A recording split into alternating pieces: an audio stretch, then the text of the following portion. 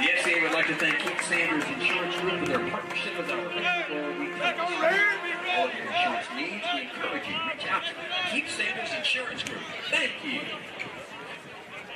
The Heart of Texas FCA would like to thank our equipment providers, BSN Sports and Racing Associates. Centex. Victory Bowl could not have been possible. And welcome to Waco ISD Stadium. It's the 18th annual Victory Bowl, sponsored by the Fellowship of Christian Athletes. Hi, everybody. Tom Barfield, Johnny Tucson, the rest of our crew, and we're glad to have you with us. And, Coach, it's a wonderful day in the heart of Texas and a great day to play some high school football. No doubt, Tom. Unbelievable. The weather is the best I've ever seen in 18 years. Usually we've got summertime weather. We've got more spring weather today.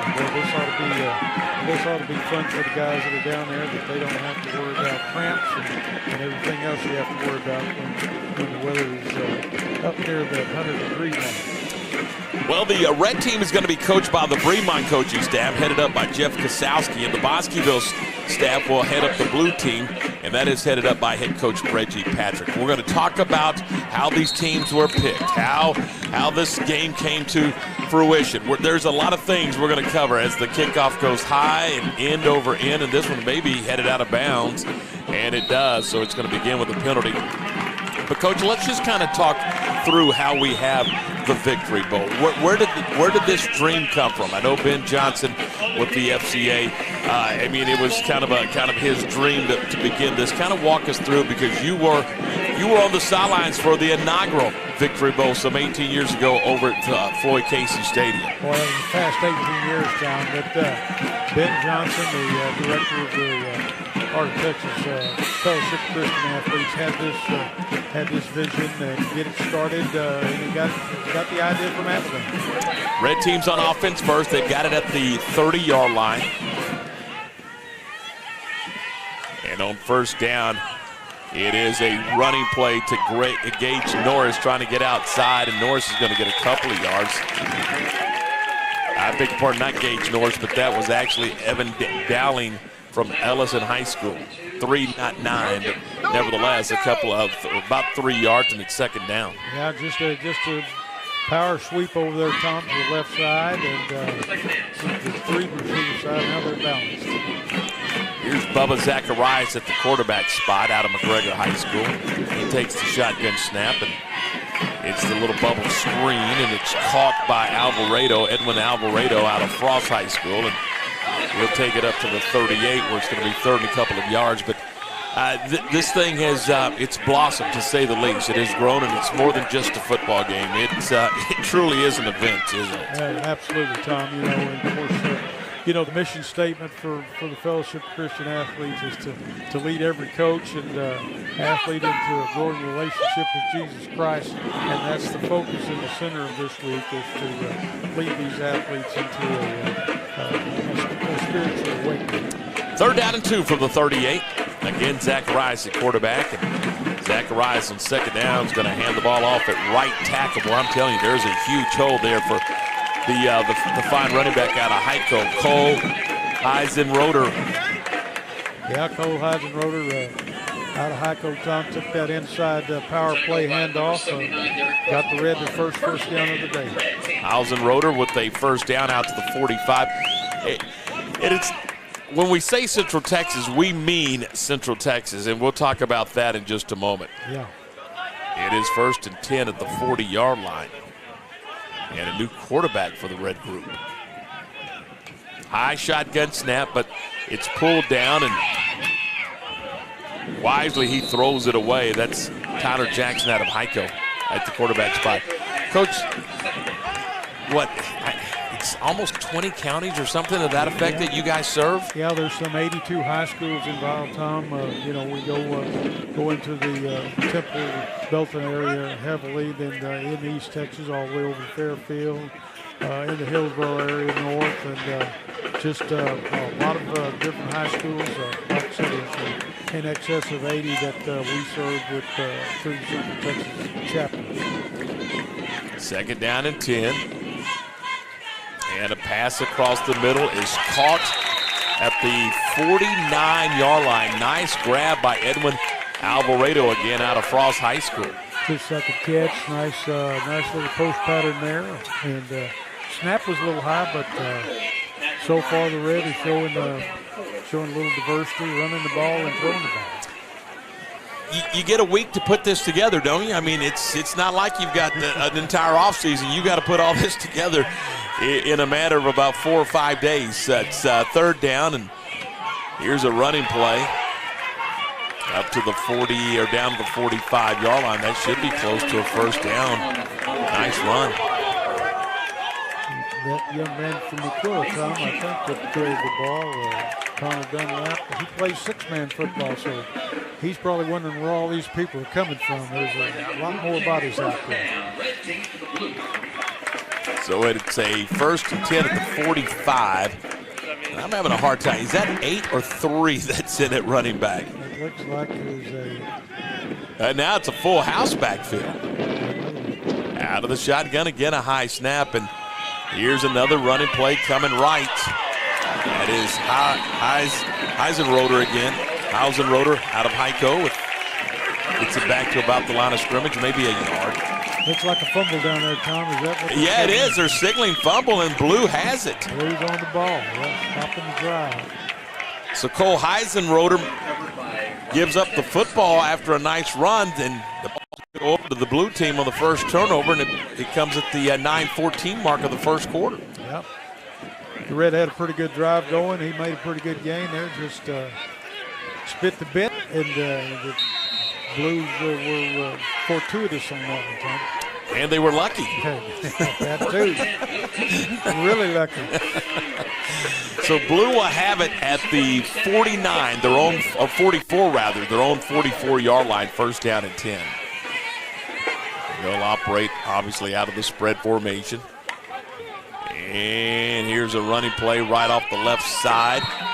That's Saliski out of Mildred, Colin Saliski. And Coach, talk a little bit about putting this thing together. I mean, you have the draft, I guess, back around Christmas or January, something like that.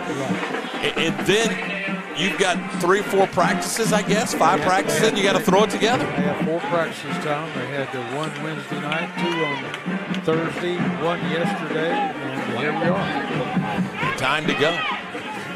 Second down after a 4-yard run. Little pressure coming, and down goes, or does he? Yep, yeah, they're going to rule him down back at the 41-yard line. So Wyatt Rockner, the quarterback out of Granger, loses yardage. So talk a little bit about how these kids are coming from Granger. They're coming from Hico. They're coming from Dawson and Hamilton. Yeah, you're not commuting back and forth all week, so you've got to have a place for them. Is there like a team hotel? I mean, how's that work? Well, they have host homes, Tom. People sign up from the community to take these players, cheerleaders, and volleyball players into their homes, and they stay with them as a host home for the 3 days that you're here. And that's been what they've done for 18 years. It's in fact, Tom, we host 2 of the players in our home. Every year, 2 of the football players, and had 2 this year, 1 from West and 1 from T, and it's a great little community service deal where these young men get to stay in somebody else's home for 2 or 3 days. They get to spend the night, they visit with them, they interact family-wise, and play games, and do Bible studies, so on and so forth. It's just it's an overall just an exceptional week for not only the parents but for the players. On 4th and 20, there's the punt, and it is taken at the 38-yard line. So the red team, despite the turnover, Johnny, they come out of there okay, and they're going to get the ball at the 39-yard line.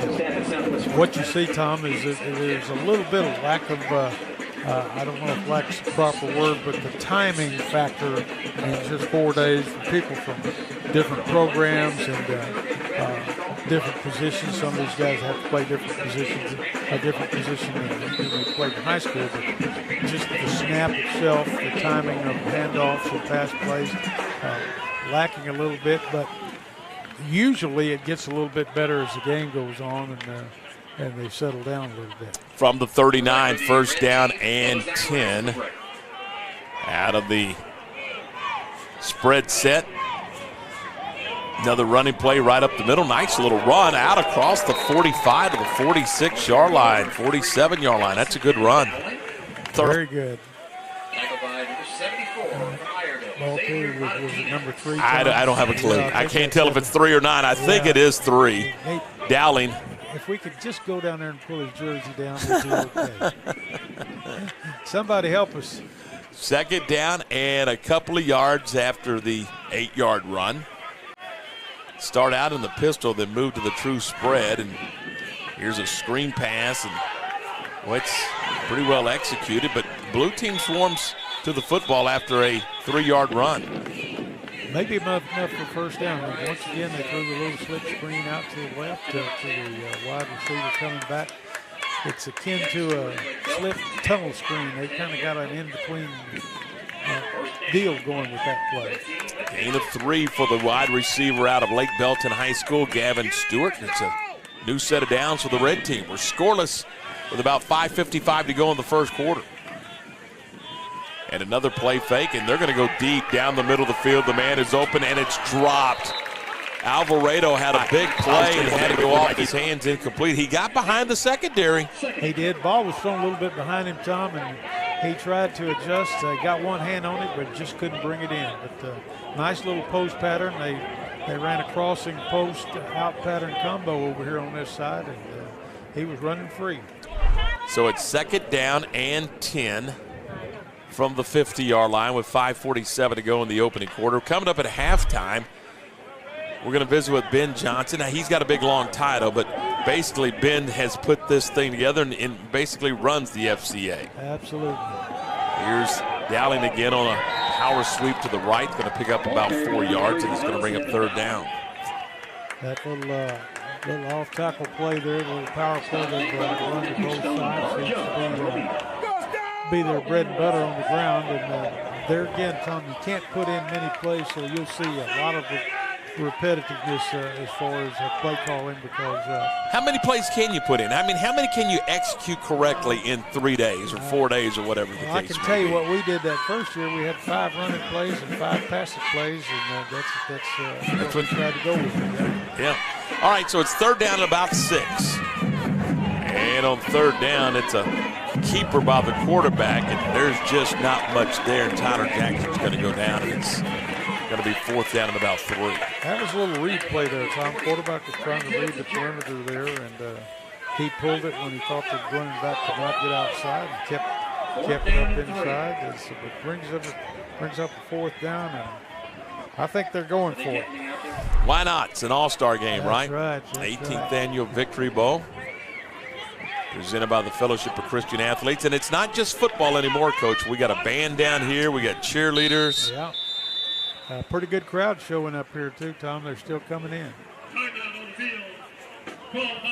So there's going to be a timeout called by the red team with 4:26 to go in the opening quarter. Gives us an opportunity to visit about the FCA and the mission, Johnny, of the Fellowship of Christian Athletes. And we'll cover a lot of this with Ben later on, but I think it's an integral thing to kind of point out and discuss what the mission of the FCA is. Yeah, well, the mission, Tom, is to lead every coach and athlete into a relationship with Jesus Christ and His church, and that's what we try to do mission-wise, and we're pretty good the values of the organization of service, teamwork, excellence, and integrity, those kinds of things are The Heart of Texas what FCA the FCA values. But the mission is to lead coaches and athletes into a relationship with Jesus Christ. As we resume play, it's 4th down and 3. And I want you to get into some of the takeaways that these coaches and these players will get out of this week of meeting new people and bonding and being together as we go forward on 4th and 3. The red team does. And on 4th down, it's a handoff, and there's trouble. And I'm telling you, a lot of trouble. The blue team swarming to Halston Hale out of Hamilton High School, and the Hamilton Bulldogs is going to lose yardage back to the 48. The blue team's going to turn them away with 4:08 to go in the quarter. I know Bulldog was part of the state championship team. Indeed. He knows what it is to be in big ball games, without a doubt. So talk a little bit about that, Coach. You meet new coaches, you meet new players. There's a lot of new faces. You don't know anybody when you get there, and you walk away with probably some lifelong friendships. One of the questions we always ask is this what you expect? Most of the time, we got a lot more than we expected, because they get to visit with each other, they get to eat together, go to restaurants, good service. Here's a 1st down handoff, and the running play goes to Soloski. Soloski out of Mildred will get it back to the line of scrimmage, and it's 2nd down. Yeah, with a power play off tackle, we're going to see a lot of the inside-outside running plays. That's how the shotgun. They're the bread and butter of those formations. Most of the probably comes from programs where they're running the shotgun. Maybe different terminology. It's the same old enchilada. 2nd down and 10 from the 46.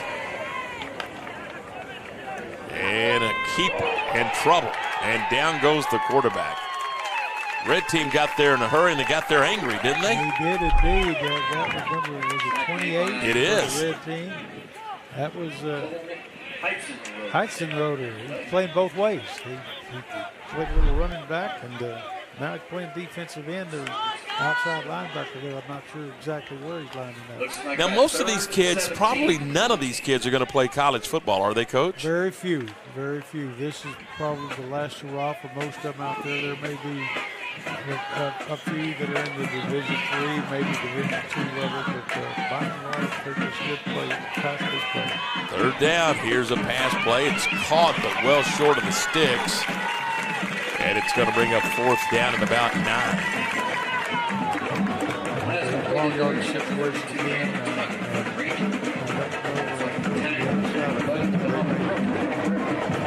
We're talking about going for it.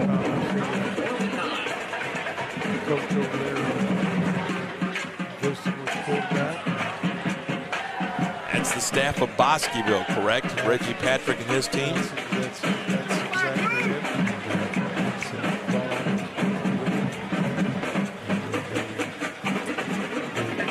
They used to just, at the beginning, you'd have a coach from different teams. It'd be one from each one, but it works a lot better when you got the whole coaching staff there, and then they work together with a short period of time you had. At least the staff is intact, and they know what they want and what they can do. And that was a big improvement when we went away from getting one from here and one from there. That was a little bit more difficult to put things together. I see Jerry Williams, the longtime former trainer for the University Trojans. He's now with Southwest Sports Medicine.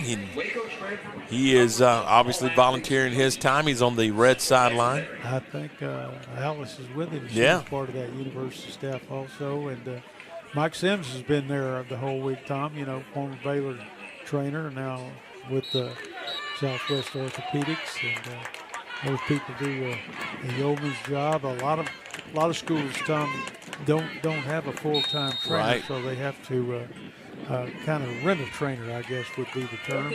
And that's where Southwest Sports Medicine comes into play. That's where they come into play. Yeah. And, they also have a clinic on Saturdays where they'll treat athletes who don't have trainers with ankle injuries, knee injuries, what have you. But big service. They've elected to punt. It's a high end over end, but a very short punt. And it's actually going to take a Red bounce, and Red will have it at around the 35-yard line. So they didn't. It's about 13 or 14 yards in field position difference. And so the Red team will have it with 1:39 to go in the opening quarter. I wish I could get my 9-iron backed up like that. Hey, don't start him. As much golf as you play. And I don't get any better.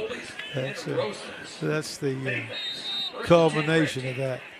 From the 35, Red first down on the, I believe, the third possession of the ball game for the Red team, and they're going to do the screen to the near sideline, and Alvarado with the catch, but it's a minimal gain. Blue team swarming to the football in a hurry.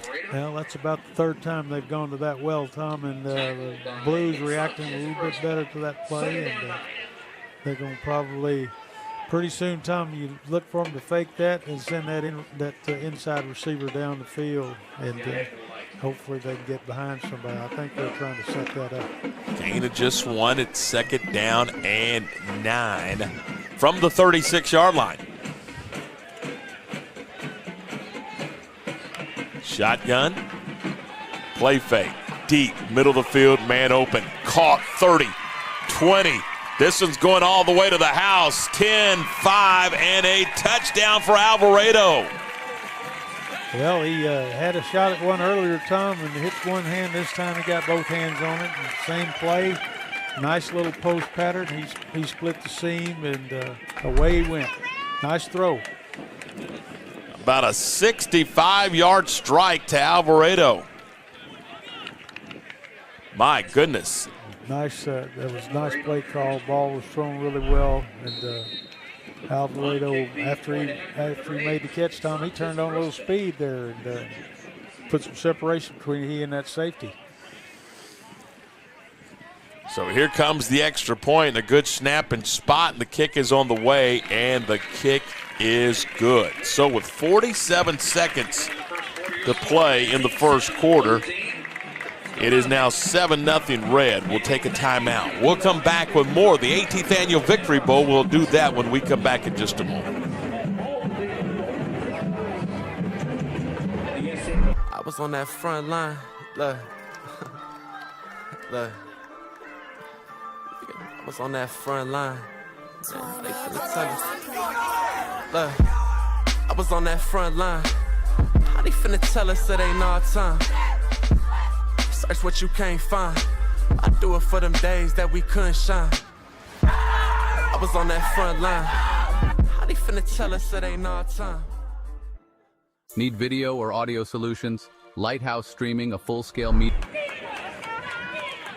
Along with Johnny Tucson, I'm Tom Barfield. Welcome back to Waco ISD Stadium, 7-0.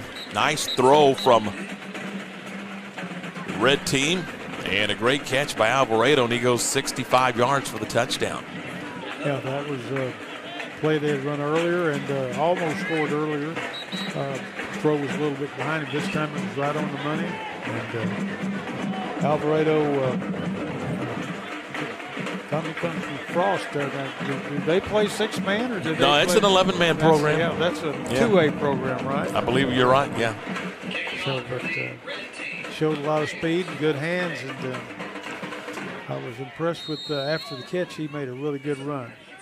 So Red will kick off with 47 seconds to play in the quarter, leading 7-0. Swibber got to be grabbed at the 23. Riley, I beg your pardon, Selitsky's going to bring that out. Yeah. Young man from Mildred, Texas, outside of Corsicana. Yep. You've been through there, huh, Tom? A couple of times. Yeah. Know a lot of folks over in Corsicana's Mildred High School area. They're the Eagles, maroon, and well, they do a good job, all sports. You didn't stop off at Collins Street Bakery on the way to Nope, drove Mildred, right past it every time, Coach. You know me. You've got that self-discipline. Yeah, absolutely I do. First and 10 at the 30. Running back to either side in the spread set. Blue with the ball, moving from left to right. Screen dropped. Incomplete, and it's second down. Had a little room, it looked like, out in the flat. Yeah, he did. Might have had a little. Tried to run before he caught the ball. You know, when your eyes leave your hands prior to the catch, it's hard to hang on. That is Diego Rodriguez out of Cransfield Gap, the intended receiver. And you're right, Coach. We've got a nice little crowd gathering here for this ball game. And again, the weather is very cooperative. Maybe one of the better days we've ever had for this event. I don't doubt that for a minute. It's really nice. Second down, 10. And a give up the middle to Selitsky, and boy, he bangs it out across the 40 to the 45. That's a first down run with 29 seconds to go in the quarter. He had a lead blocker that time, Tom, on that little power play off tackle. They pulled that backside H back and became a pulling guard. Well, that was a nice, well-blocked play and a nice run. First down and 10 at the 45-yard line on the final play of the first quarter. So we have reached the end of one quarter here at Waco ISD Stadium, home of the 18th Annual Victory Bowl, presented by the Fellowship of Christian Athletes. We'll take the break. We'll come back with quarter number 2. We'll do that when we continue in just a moment. Need video or audio solutions? Lighthouse Streaming, a full-scale media agency, can transform any event. Check this out.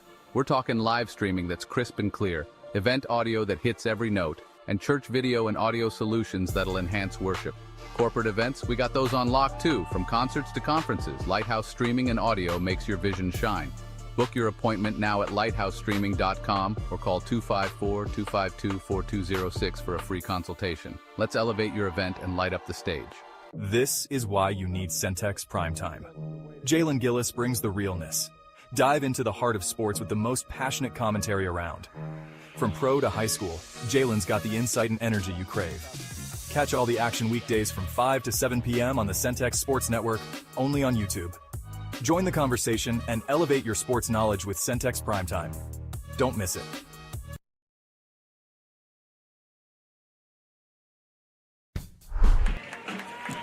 Seven 0 Red at the end of the first quarter. And we'll turn things around, and Blue will have the football first to 10 at the 45, and they're now going to go from right to left. They'll have the wind at their back. We do have a breeze this morning. Yeah, flags are not stiff, but they're moving pretty good. From the 45, first down. Here's a handoff off tackle. Going to pick up 5+. It's a good run from Brody DeLeon out of Lorena. Now, you and I have had a chance to watch his career. Yeah, he was really he suffered through some injuries this year, Tom, but when he was well, he was really a force to be reckoned with. That play, they ran to the left a minute ago, this time to the right. That's that same power play. When they get in that two-man backfield, Tom, that off back that doesn't get the ball is the lead blocker, and he's going after that linebacker, which there's only one in that box. So that makes it a little bit easier to make that play. Second down and 6 after the gain of 4. And a quarterback keeper for a first down. It's a nice run. Tyson Cisneros out of Rogers High School, the former Eagle. Once an Eagle, I guess always an Eagle, right? I think that's how they do it, Tom. I think once you get those wings, you keep them, and that's I think that's the mantra from about every high school in the state of Texas. So I agree. I think we're safe in saying that. 7-0 Red on the 65-yard touchdown pass to Alvarado. That's the only score of the ball game so far. We're early on in the second quarter, and Blues on the move at the 45 of Red. Here's a pass over the middle. It's caught out to the 40-yard line, maybe the 39. Nice catch by Nick Sanchez out of Groesbeck. Their mascot is goats. It is. That's what I thought. Once a goat, always a goat, right? Greatest of all times, I think. So anyhow. One state championship Yeah, back in the days of Jerry Beaumont. Yeah, and they were good, weren't they? They were indeed. My goodness. Big-time players. Absolutely. From the 39, it is second down.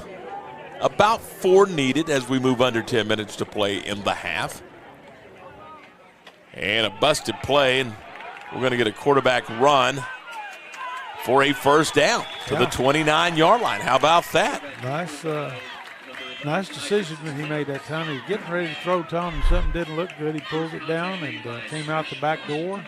Nice scramble by Cisneros and showing a little running ability that time. And Rogers Eagle gets it done. Let's see what the Red coaching staff, Bremon's coaching staff does here with Jeff Kasowski. And I know his brother Robbie Kasowski's on the staff as well. And there's, once you go to Bremont, you do not leave Bremont. No. There is something about it. I mean, once a coach lands there, he wants to stay there. It's gotta be the restaurants or the food or something at the time. And they win a little bit too, don't they? They do indeed. They had one they had a quarterback not a few years ago that ended up at A&M that kept them on the map for 2 or 3 years. Yeah. I don't recall. I got to do those state championship broadcasts. It was pretty fun. Blue calls a timeout, by the way, with 9:10 to go in the first half. And again, coming up at halftime, we're going to have our band will perform, and we'll also visit with Ben Johnson, the executive director of the FCA here in the Central Texas area. Tom, all these kids have to be nominated by their coach, whether they're a cheerleader or a band member, athlete or whatever. They have to be recommended. They have to have certain qualities that allow them to be chosen for this ball game, whether it be as a player or any other supporting role, such as band or cheerleaders, and that's what makes it special. We get a lot of kids with a lot of character, and a lot of kids that need this change in relationship to help them grow as a human being and as a citizen. Back to play from the 30. And a pass play. Deep. Post route. Man is open. It is caught for a touchdown. Wow, what a throw by Cisneros, and what a grab in the end zone. I think that was Carson Miller from Lorena. Tom, was that not 88? It indeed was. It was indeed. 35 yards on that strike here in the second quarter to get the blue team to within 1. Cisneros with the throw. I tell you, that was a nice throw, Tom. He put it right over the top. Exactly 9 minutes to go in the quarter. And blue team an extra point away from tying it up. 35-yard pass. Nice play. This is Pope to attempt the extra point, and it is perfect. So, with exactly 9 minutes to go in the first half, we've got a brand new score. It is blue 7. It is red 7. This is the 18th Annual Victory Bowl. We'll take a break and come right back with more in just a moment. RJ's Bargain Center is your home team for appliances at unbeatable prices. From refrigerators to washers, dryers to stoves, you'll find brand new appliances with huge discounts. And just like your favorite local teams, RJ's is proud to support our community and local sports. Score your savings today at RJ's Bargain Center, 711 Lynn Street, Waco. Call 254-224-6178. RJ's Bargain Center, where big savings are always a home run. I was on that. 7-7-hour score, blue and red all knotted up. And Johnny, it's well, a lot of times we talk about these victory bowls, and the offense can get a little stagnant, a little boring, but not today. It's going up top, and let's see, let it all hang out and let it fly. Yeah, we've had 2 deep passes thrown for touchdowns. Both throws were really good. Both receptions were really good. It's could be one of those ball games, Tom, where whoever gets it last. So blue will kick off. Oh, my goodness. Good high end-over-end kick. This one's going 8 yards deep in the end zone. My goodness, sign him up. That's exactly. You know who that was? That was Miller, who caught the touchdown pass. Heck, he's a dual performer so far, catching touchdown passes and kicking them in the end zone. Not a bad deal. So in a 7-7 game, Red will have it at the 25-yard line, first down and 10. 25-yard line, first and 10.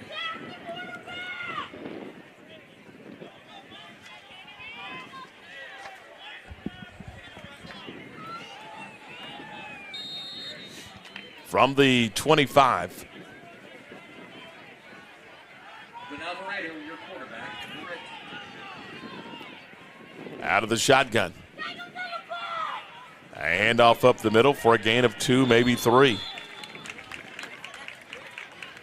Carried by Bremont's Tanks. They inserted Alvarado in at quarterback that time, Tom. So he's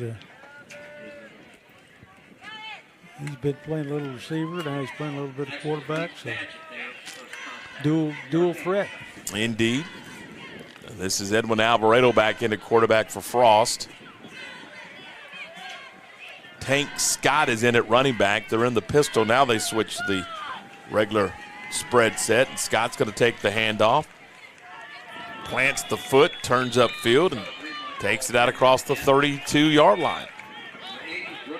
Nice little inside zone run that time. Gained 2 or 3 yards. He brings up a big third down for him, Tom. Third down and about 2.5. They need to get the football just across the 35. We push under 8 minutes to play in the half, with the red and the blue all knotted up at 7 apiece in the 18th Annual Victory Bowl. Scott the setback once again. Here's the option play. And he keeps, does Alvarado, and takes it across the 35 to the 36. 12 counties, Coach, over 200 campuses when you start including the junior highs and what have you. Right, yeah. They're just when you take it to that level to the middle schools and especially in larger communities, just Waco, for example. There's a lot of schools to cover, but it's the goal to get to them. From the 36. Here's a screen out in the left flat. Nice grab. Minimal gain for Hale out of Hamilton High School. That was Jeremiah Green on the tackle, Tom. He's a university product, so he's played on this field many a night. I think there's some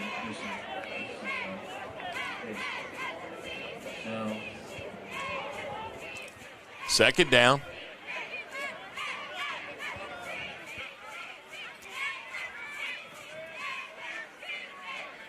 Scott, the running back. Pass is incomplete. Boy, I'm telling you, he threw a bullet. He did. I'm not sure who he was throwing it to. The receiver was going deep, and he threw a little stop pattern in there. There were more blue shirts around it than reds, but that was low and outside. That would have been a ball in any ball game. And it's going to bring up third down.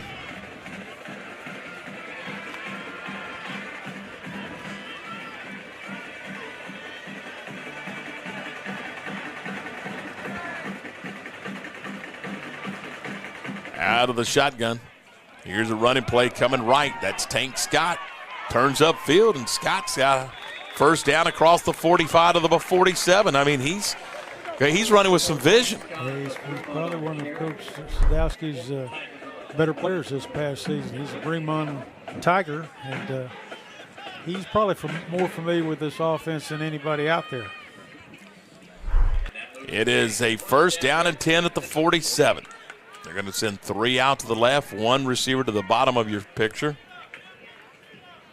as the red team continues to march the football in a 7-7 tie. It's Scott on the handoff on the read, and he stumbles and is tripped up in the backfield, and he's going to lose 4 or 5 yards. Nice play by Brody McKenzie from Midway, defensive end on that side, Tom. Anytime you can make the ball go east and west, then you're doing your job, because the goalposts are usually north and south. Second down and 15.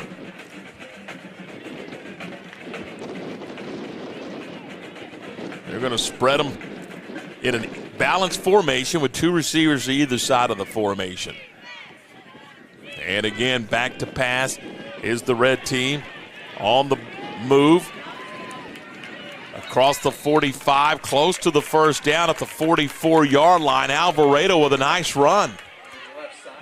He got out of trouble that time, made a good run, and put him in a short yardage situation. They've got to be in. They got to be in 4-down territory. I think anytime you cross midfield in this ball game, you're in 4-down territory. Maybe even further, but for sure beyond the 50. So it is 3rd down and a couple. Now we're going to get a stoppage of play. No, we're not. I thought I saw if we do get a stoppage of play, I thought I saw the official wave in his hands. A timeout has been called by the red team with 4:50 to go in the half. Coming up at halftime, Coach, we're going to hear from our FCA band, and we're also going to hear from Ben Johnson from the FCA.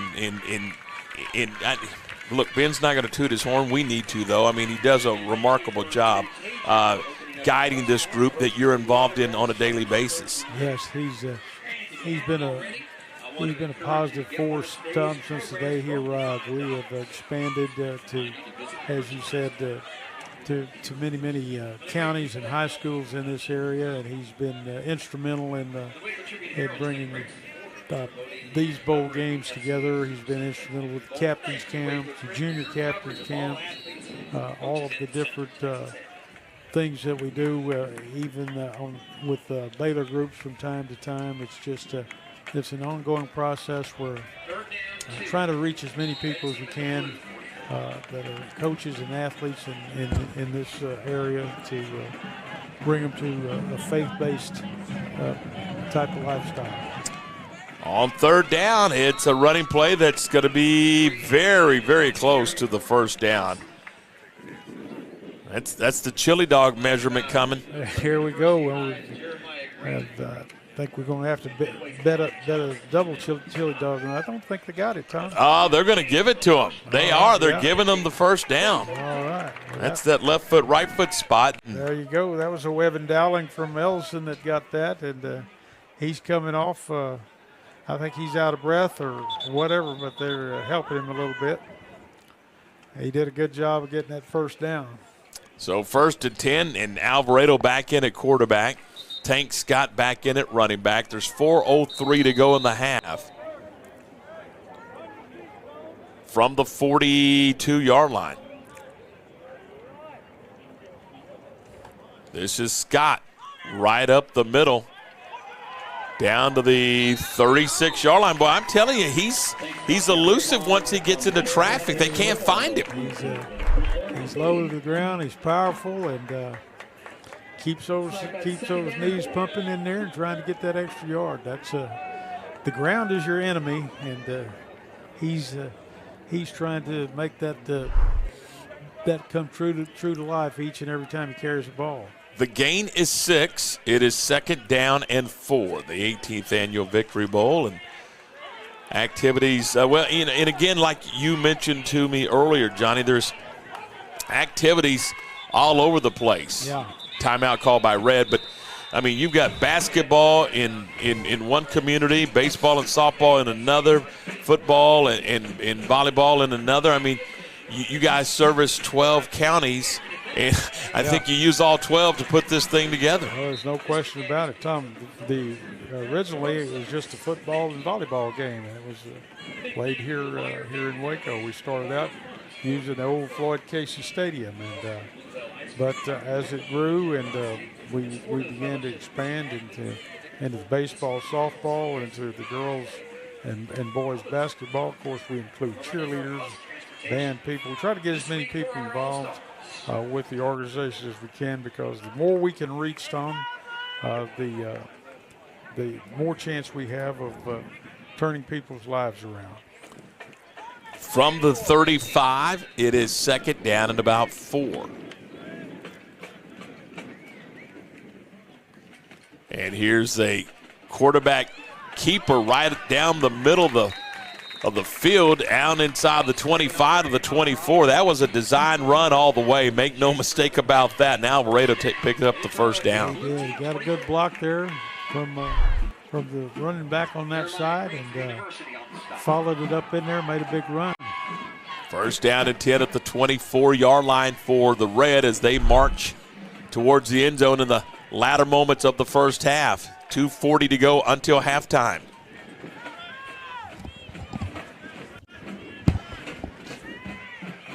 First down and 10. Again, a keeper by the quarterback and a spin down inside the 20 to the 19-yard line. I really like the way that Edwin Alvarado is operating this offense. Yeah, he got a good they pulled the guard on that side that time, Tom, right in front of him, and it looked like an option play, but I think he had a design to run that thing the entire time. He had no inkling of pitching that ball. Red team is out of timeouts, if you're wondering. Blue team has one in their hip pocket if they need it. Second down and 6 after a gain of 4. Who called the timeout? A timeout has been called. Oh, it's the 2-minute hydration timeout. There we go. I forgot about that rule. It's May, and I've been busy with baseball. That's right. Yeah, we got to review all these nuances. So we have the hydration penalty, which basically serves as a 2-minute timeout, 2-minute warning, if you will, however you want to describe it. But it comes with 1:58 to go in the first half. Your first half impressions of this game. I mean,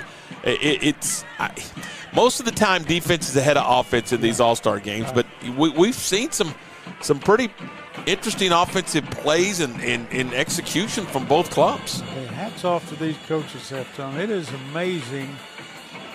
They know nobody's name when they get here. They only know what position they played in high school after all the paperwork was done. But to put together a ball game and have only about 7 or 8 hours of practice total, it's an amazing job. Hats off to those guys. That's what makes Texas special. We've got a lot of great coaches. Second down and 6 as we resume play, and this is Tank Scott planting a foot and cutting it back to the left. Gets a yard, maybe 2, but Johnny, he was destined to lose about 4. I'll tell you what, Tom, he stuck that right foot in there and turned against the grain. He showed a whole lot of quickness. Going to hurry on 3rd and 4. It's Scott on the running play, looking right, cutting back left into the secondary, 6-yard line for Scott. How about that? Old Dick Fremont Tigers showing off his skills there, Tom. He's as quick as a hiccup. He absolutely has changed directions on you. Jeff Sosowski just keeps feeding him the football. Jeff Kosowski, the head coach at Bremont, and here's Tank Scott again on a busted play right up the middle of the field, and Scott's down to the 1-yard line. Hey, that time, Tom, he was contested at the line of scrimmage, shifted gears, and dropped the shoulder. He's low to the ground, but he's hard to tackle. With 1:01 to go, Blue has called its final timeout with the Red knocking on the door. This has been, Johnny, the most impressive drive by either club. Yeah, no doubt about it. They have taken it from the beginning and taken it the length of the field. With quite frankly, Tom, it's been pretty much a running game. Even though their big score was pass play, we hadn't seen anything deep in this drive. While we have a moment, got to say thanks to Ed Trocum and his staff at Waco ISD to get this thing ready and put on this football game. Ed does a wonderful job. He get things together. He's been in charge of the facilities for a while, and they're in great shape. Everything looks good, and it's not an easy job, but it's one that carries a lot of weight because we get a lot of visitors in here, and it sends a message about this school district wanting to be first class. Garrett Johnson I believe it. Yeah, he's coming into the ball game out of Milford. They're going to go with a three receiver package to the right, one receiver to the left on 2nd and goal from the 1 yard line. Tank's got the running back again, and Scott's going to get it. Scott's in trouble, makes a man miss. Scott dives for the end zone, and he's in. Touchdown, Red. How about this drive was the Tank Scott show. No question about it. That time, Tom, he got hit a couple of times, kept his balance, dove in the end zone. He was not to be denied. And the touchdown comes with 56 seconds to go in the half.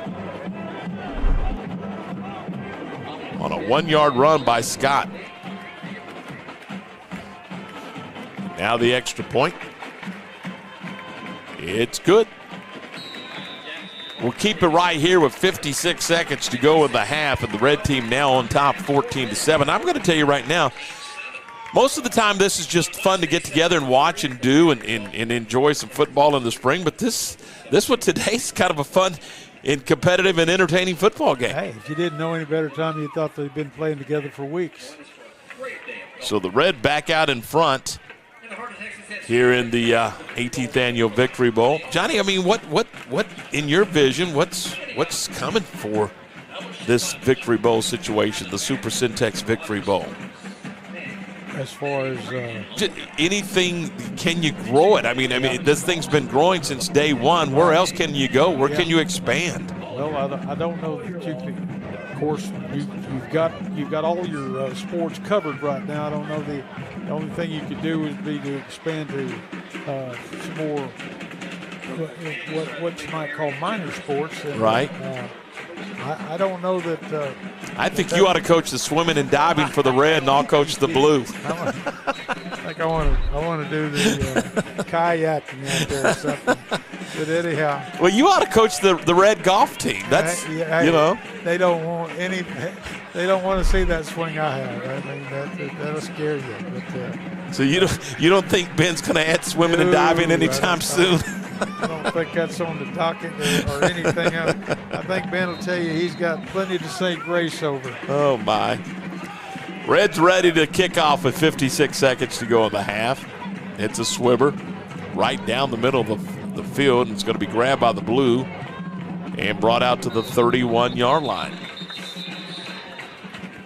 That's Jeremiah Green out of University with the return, and with 50 seconds to go. And no timeouts, how will the blue operate? Well, that's going to be interesting, Tom. They've got pretty good field. I think they have no timeouts remaining. So if they throw the ball, they may want to throw a couple of sideline routes to move it down there, and then maybe take a shot. Going to have to watch the clock and make sure if there is a completion or in bounds that they're ready to get a quick snap. First down, 10 blue. Out of the shotgun. It's the option play.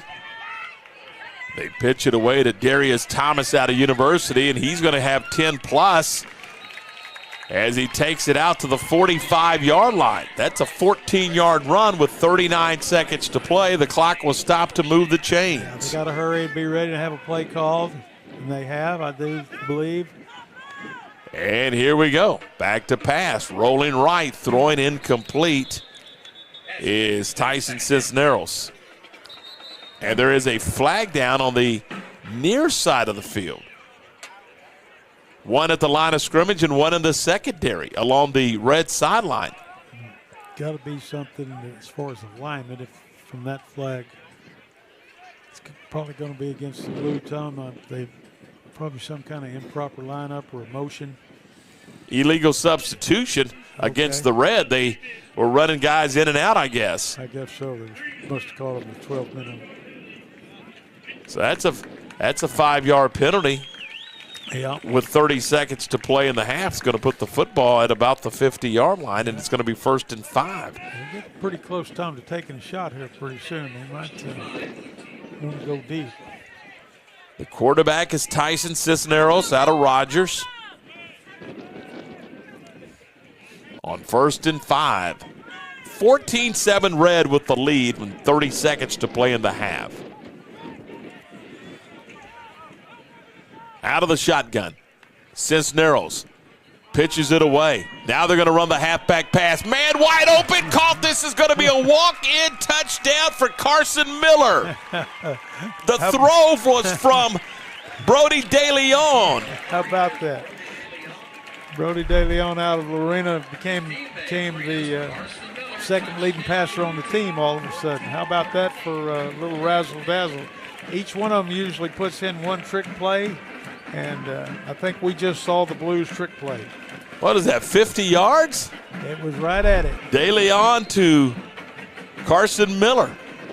That's Carson Miller's second touchdown grab of the game. With 20 seconds to play. And how about the throw from DeLeon? The extra point, by the way, is good. And with 20 seconds to go in the half, we got ourselves a football game. DeLeon put it right on the money. He might have, in his younger days, might have played a little quarterback. My goodness, how about that? A lot of fun here today. Absolutely. Been an entertaining first half, and rightfully so. It's all knotted up. Blue has never led, but we've had two ties. Red has led twice, but now we're all knotted up at 14 apiece with 20 seconds to go in the half. And again, it's the halfback pass. It's set up beautifully by the Blue squad, as Cisneros flipped it out to DeLeon, and DeLeon launches one to a wide open Carson Miller. Yeah, the deceptive part, Tom, it was off the option play. Usually when you pitch it on the option, more people are scrambling to get there, and that was well conceived and well executed. Game's tied at 14 with 20 seconds to play in the half. They did all that, Tom, in 30 seconds. It was 50 seconds when they got the ball. Well, yeah, Scott scored with 56 seconds to go in the half, then the swib kick, and they get the ball with 50 seconds to go. And no timeouts, I might add. They had no timeouts. That's right. So the game tied. And Carson Miller, who just caught the touchdown grab, is going to kick off. And right-footed soccer-style kicker bangs another one. Man, I'm telling you, this kid can kick. Woo. That one went out of the back of the end zone on the fly. It did indeed. He took advantage of that little south wind that's blowing, that's coming across a little bit harder now. I'm watching these flags down there almost straight up and down. We'll see. So the red team with no timeouts and the ball at the 25 will probably take a knee and go in at halftime and see what these two coaching staffs, what kind of adjustments you can make and come back out for the second half. Been entertaining. Yes, it has. Yeah, they're going to go into victory formation. And on first down, they do take the knee, and that is going to be the end of the first half. What a half of football. Really, really well played. You know, not many. There's been one fumble, Tom, and I think that's the only turnover that we've seen. And minimal flags. Minimal flags. Snaps have been pretty good. Usually you'll have a little timing issue. Their timing seems to have gotten better as the game progressed. And once again, hats off to those two coaching staffs, Tom, and these kids for having a three-day work week to get this game together. It looks like they've been together for quite a while. It is halftime with our score red 14 and blue 14. The cheerleaders are down on the field. Let's go down there and pick that up and watch their performance, because again, these are all-star cheerleaders, and you know they work as a team as well, and they've got just a handful of days to put it all together. Absolutely. They really work hard and putting their little routines together and rooting for both teams. And you got blue cheerleaders, you got red cheerleaders, and I'm thinking they're all together out there right now.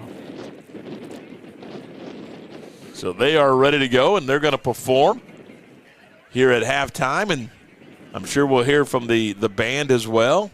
It really is kind of a cool thing to see how all of this comes together. We're just seeing one piece of it today with the football game and the band and the cheerleaders. But as you mentioned, there's baseball, there's softball, there's boys and girls basketball. There's a lot of moving parts when it comes to the Super Centex Victory Bowl. No question about it. A lot of coordination, having to check it. There's a lot of paperwork to fill out. There's a lot of release papers that we have to get, and so on and so forth. Medical staff has to be in place. It's a monumental undertaking, and as I said, Ben Johnson heads this thing up, and he is the brains of the operation and the feet of it on a lot of occasions. Well, a lot of things we don't even think about. You got the training staff. You've got the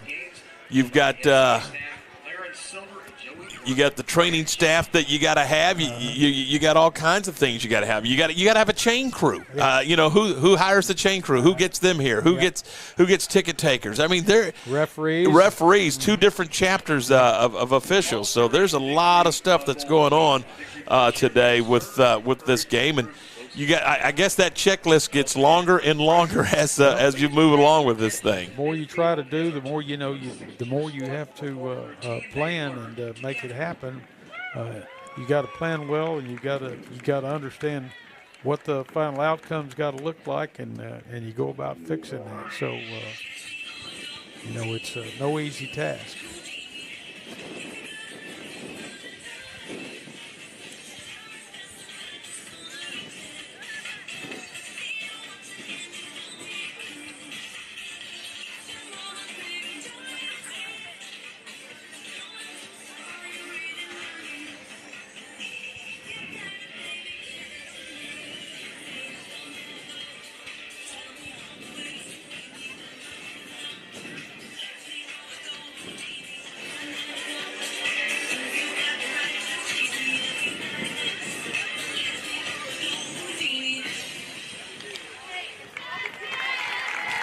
That's the Victory Bowl cheerleaders.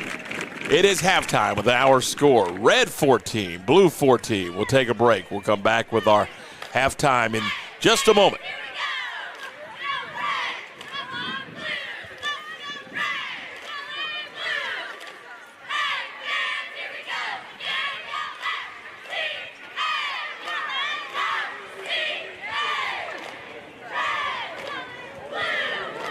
Trying to find Ben.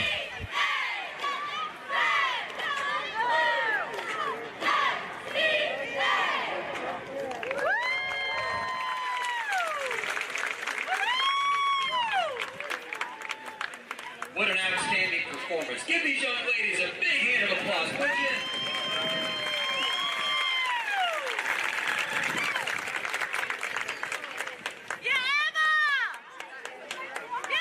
We have simply some outstanding performers, the cheerleaders, the football players, and let's remember also the band. We want to recognize all of our band and make sure that they get recognized for the talents and practice that they bring. Read off the names.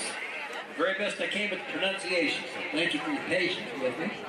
I'd like to introduce Abigail Brent of Grossbeck, Davey Cruz of Mildred, Toby Howard from Grossbeck, Faith Jones from Mildred, Faith Kessler from Grossbeck, Ian Nolan from Mildred, Conrado Pena from Mart, Jacqueline Rodriguez from Paris,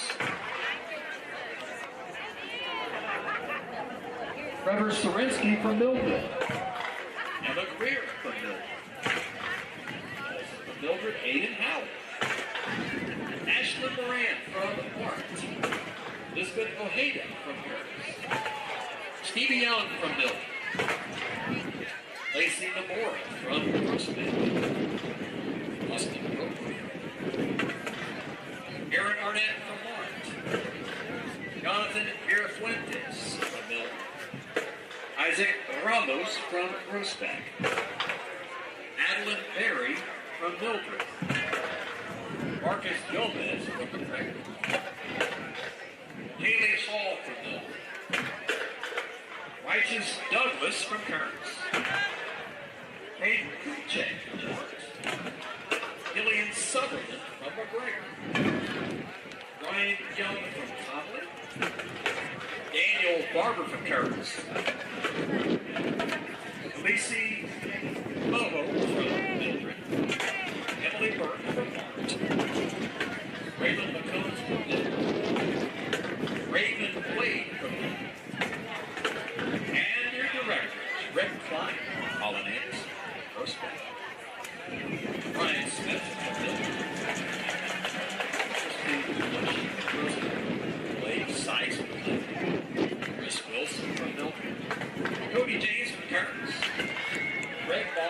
and David Tired. Also, we got I never wrote yet here. Thank you so much. We have Max Beck from Bill. Adrian Guevara from Curtis. Stephanie Lytle from Curtis. Pamela Wilkins. Maddie Taylor, rather. Mia Swag from Milford. Micah Anderson from Rosbeck. Rosbeck. Liana Gray. DeAndre Monty from Milford. Lyle Hobbs from Curtis. Andrew Taylor from Meridian. Yeah, Pittsburgh. Okay, we are here with Ben Johnson at halftime, Dave the White from Curtis. Heart of Texas FCA director. Ben, what do you think about the first half? Hey, how about the start and how about the finish of that first half? That was exciting. I was on the blue sidelines when they threw that trick play in there, and you never know, Coach, on the trick play if it's going to work or not, and it did. It did. You get one shot at those, and that one paid big dividends. Ben, tell us about how this game originated. You're the author of bringing this to our area.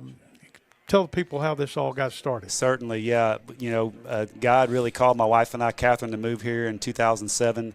And as we looked at our area of 12 counties and about 100 high schools, we thought, man, how in the world can we reach those schools with a small staff and not much budget? And just started praying, God, give us some vision, give us some ideas and creativity, help us to, much like you would as a coach, to help me reach these guys. Lord, help me to reach these schools and give me something. And just through prayer, I was really clear I should go to Abilene to watch what they were doing with their FCA All-Star game out there. And so I did for a week and watched, learned, visited, and came back overwhelmed and also excited about trying to get this launched. And so we had a meeting pretty quickly when we got back, and number of media, coaches. Coach, you were there, I know, and just to kind of help us, give us some buy-in and organization to it to help us launch this thing. Yeah, well, it's been 18 years now, and it's not just football and volleyball anymore. Yeah. How did the other sports come into play here? What was the thought process behind that? We had a desire to do that, again, kind of copying off of what the other area in Abilene had done, but we knew we couldn't do that yet because we didn't have the quality enough and volume enough staff really to pull that off with host homes and meals and organization and volunteers and all the things that it needs to do it well. So really, as we had football and cheer for a handful of years, then we said, okay, well, let's we need some more girls, and volleyball is a big deal. Yeah. And so let's try that. There's only 24 girls, so you don't have to add on too much. Yeah. And so we tiptoed out there again on the water for some more, and then as we grew our staff in Temple Belton, with Seth Chambliss and A.J. Herring and that team, they were ready, willing, and able and excited about adding baseball and softball. And then as we grew our staff with Coach Worley and Fairfield and Laren Silver and those guys who are basketball guys, right, that just made a lot of sense for them to take that on. And so it's been, as the Lord's provided, we've grown. Yeah. Well, we bring all these kids into town from different school districts, cities, so on and so forth. And you house them in host homes. Mm-hmm. What prompted you to do that? Not put them in hotels or whatever. What's right behind that operation? Yeah, a lot of people know about FCA because maybe they were in it in high school. But we're not church, and we don't pretend to be either. We want to partner with the church. But you can't. The normal adult can't come to FCA and see the ministry in action. They hear about it and they knew about it when they were in school. Mm-hmm. But this game, and then of course the host home piece, provides us a chance to engage with adults in the ministry, and they can physically touch it, experience it, see it going on. And if they're not in coaching and they're not around athletics, they don't see the ministry in action. Right. And they don't get to touch it and see it and see God at work through it. But through this host home piece, it's a lot of work, but it brings a lot of fruit from the standpoint of the host homes getting a chance to connect and invest into kids' lives, and they get to see the ministry in action, and that's been invaluable. Oh, no doubt about it. What and the other tenet of that is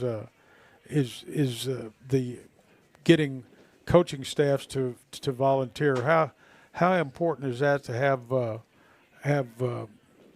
coaching staffs come in from all over the area to coach. What's the thought process behind that? Yeah, and we started one way, and like all things, we've adjusted. And we started originally with, let's get 5 area head coaches on each staff, so 10 head coaches. I remember those days. Yeah, and the spirit, the thought behind that was we need to build relationships with these head coaches, these influential people, and serve them and invest into them and connect with them and help them to build relationships with the other head coaches in the area, and that was very valuable and helpful for the time that we did that. And then kind of around COVID, we just, getting feedback from coaches, and as times evolve and change, we listened and thought, it's going to be probably easier for them to do this with so much on a coach's plate if they bring their staff. And so we've done that now for the last 4 years, I believe, where in this case, Bosqueville and Bremond bring their staff. They don't have a whole lot of communication to do because they already know what they're doing. And it's almost, in a sense, I don't know if they'd say this, but it's kind of a coach's retreat in a sense for them because they get to talk ball and be around one another, and we handle all the logistics and the issues. And so they get to do the things they love and enjoy doing, and that's coaching ball and being together. Well, I think it's obvious that keeping the staff together and having such a short period of time to coach pays big dividends. These guys look like they've been at it for 2 or 3 weeks. Yeah, it's fun to watch them move and interact with one another too. No doubt. As far as when you came here, you didn't have much staff. How much has your staff grown since you left Austin and came to Waco? Yeah, Coach, we're almost to 20, which is amazing to say. That just sounds really weird to say. We're almost at 20 staff. Right. So that's all credit and glory to God for that, because all of our people raise their support, and they want to come work for FCA. There's a lot of great people that would love to do it, but do they want to go raise their support and ask people to support them financially? And so, we just hired a retired coach in Navarro County, Jason Engel, to serve Navarro County. We just hired another staff in Killeen, that area, to serve some coaches and athletes there. This is just in the last 3 months, and then we just dipped our toes into the select travel sport world with our first ever FCA softball team. David Sheffield, who's a banker here in town, but also just now on our staff, who's running the FCA softball, the FCA Bombers, and they're doing ministry through their team and discipling their girls and doing that on the weekends with the teams they play. So that's another branch. Is there any looking into the future? And I know you're always thinking ahead. What do you foresee in the next few years of where we're going to go, or where you're going to go in leading this FCA program in this area? What are some plans for growth? Yeah, great question. We've done an awesome job. Our team has ministering to the college athlete, but their time is so limited.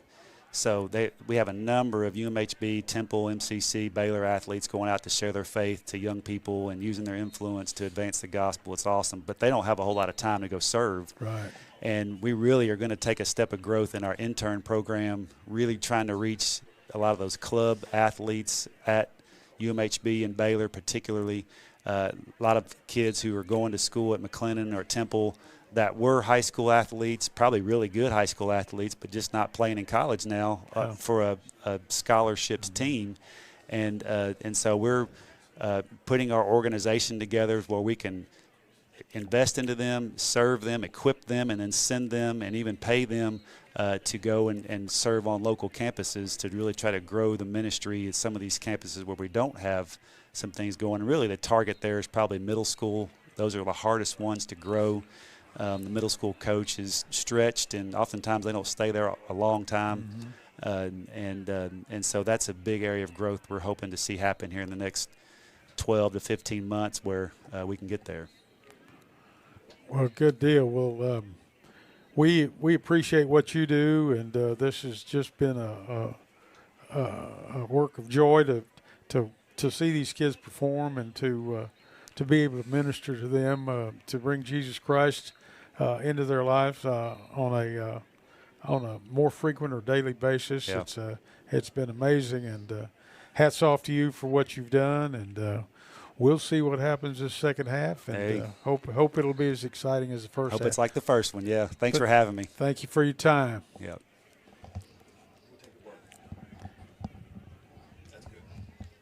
Okay. I was on that front line. Look. Look. I was on that front line. Man, they finna tell us. Look. I was on that front line. How they finna tell us it ain't our time? Search what you can't find. I do it for them days that we couldn't shine. I was on that front line. How they finna tell us it ain't our time? Need video or audio solutions? Lighthouse Streaming, a full-scale media agency, can transform any event. Check this out. We're talking live streaming that's crisp and clear, event audio that hits every note, and church video and audio solutions that'll enhance worship. Corporate events, we got those on lock too. From concerts to conferences, Lighthouse Streaming and Audio makes your vision shine. Book your appointment now at lighthousestreaming.com or call 254-252-4206 for a free consultation. Let's elevate your event and light up the stage. This is why you need Centex Primetime. Jalen Gillis brings the realness. Dive into the heart of sports with the most passionate commentary around. From pro to high school, Jalen's got the insight and energy you crave. Catch all the action weekdays from 5 to 7 p.m. on the Centex Sports Network, only on YouTube. Join the conversation and elevate your sports knowledge with Centex Primetime. Don't miss it.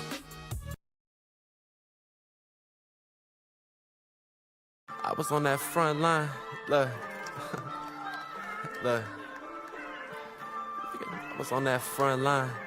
Man, they finna tell us. Look. I was on that front line. How they finna tell us it ain't our time? Search what you can't find. I do it for them days that we couldn't shine. I was on that front line. How they finna tell us it ain't our time? Need video or audio solutions? Lighthouse Streaming, a full-scale media agency, can transform any event. Check this out. We're talking live streaming that's crisp and clear, event audio that hits every note, and church video and audio solutions that'll enhance worship. Corporate events, we got those on lock too. From concerts to conferences, Lighthouse Streaming and Audio makes your vision shine. Book your appointment now at lighthousestreaming.com or call 254-252-4206 for a free consultation. Let's elevate your event and light up the stage. Welcome back to Waco ISD Stadium as we get ready for the second half. Great visit with Ben Johnson, and again, if you don't get fired up listening to Ben, I mean, he's an inspiration, isn't he, Coach? He is indeed, Tom. He is he's the consummate leader. He's a forward-thinking guy, and he's got a heart for the Lord that just drives him each and every day to make this organization better and to bring Christ on every campus. We talk about that three-legged stool all the time, Tom, mind, body, and spirit. Well, sometimes the spirit is the most neglected part of anybody's program. But if we can get coaches to buy into that, no matter what the score is, their lives change, and they'll do the things they have to do to live a life for Christ. Red's going to kick off to begin the second half, and it's a little pooch kick that's going to squib out of bounds, and Blue will have it in great field position. And, I heard you talking to Ben about staff, and he said he's up to about 20, but there's also some volunteers. I know you got guys that are retired out of the athletic world that just volunteer and give their time, as part of their tithe, if you will, and their service back. And you got to have those folks as well, don't you? Well, there's no question, Tom. And one of the main volunteer organizations is these people that host all these players and cheerleaders in their homes. You've got to have anywhere from 50 to 60 homes to house all these people, sometimes more. And that's a ministry in its own right. But volunteering is part of it. Blue's going to start with a running play, and it's a minimal gain, maybe a yard or two, and it's going to bring up second down.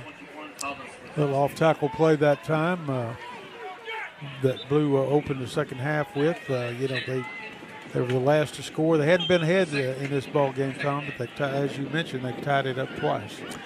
Yeah, I mean, we've had a 65-yard touchdown pass, a 35-yard touchdown pass, a 50-yard touchdown pass, and one of those oh-ho-hum 1-yard touchdown runs. There you go. But they all count the same, don't they? That's all the same amount. Second down and 9 from the 42-yard line. A pass to the near sideline incomplete, and it's going to bring up third down. That ball was intended for Caleb Tucker out of Granger.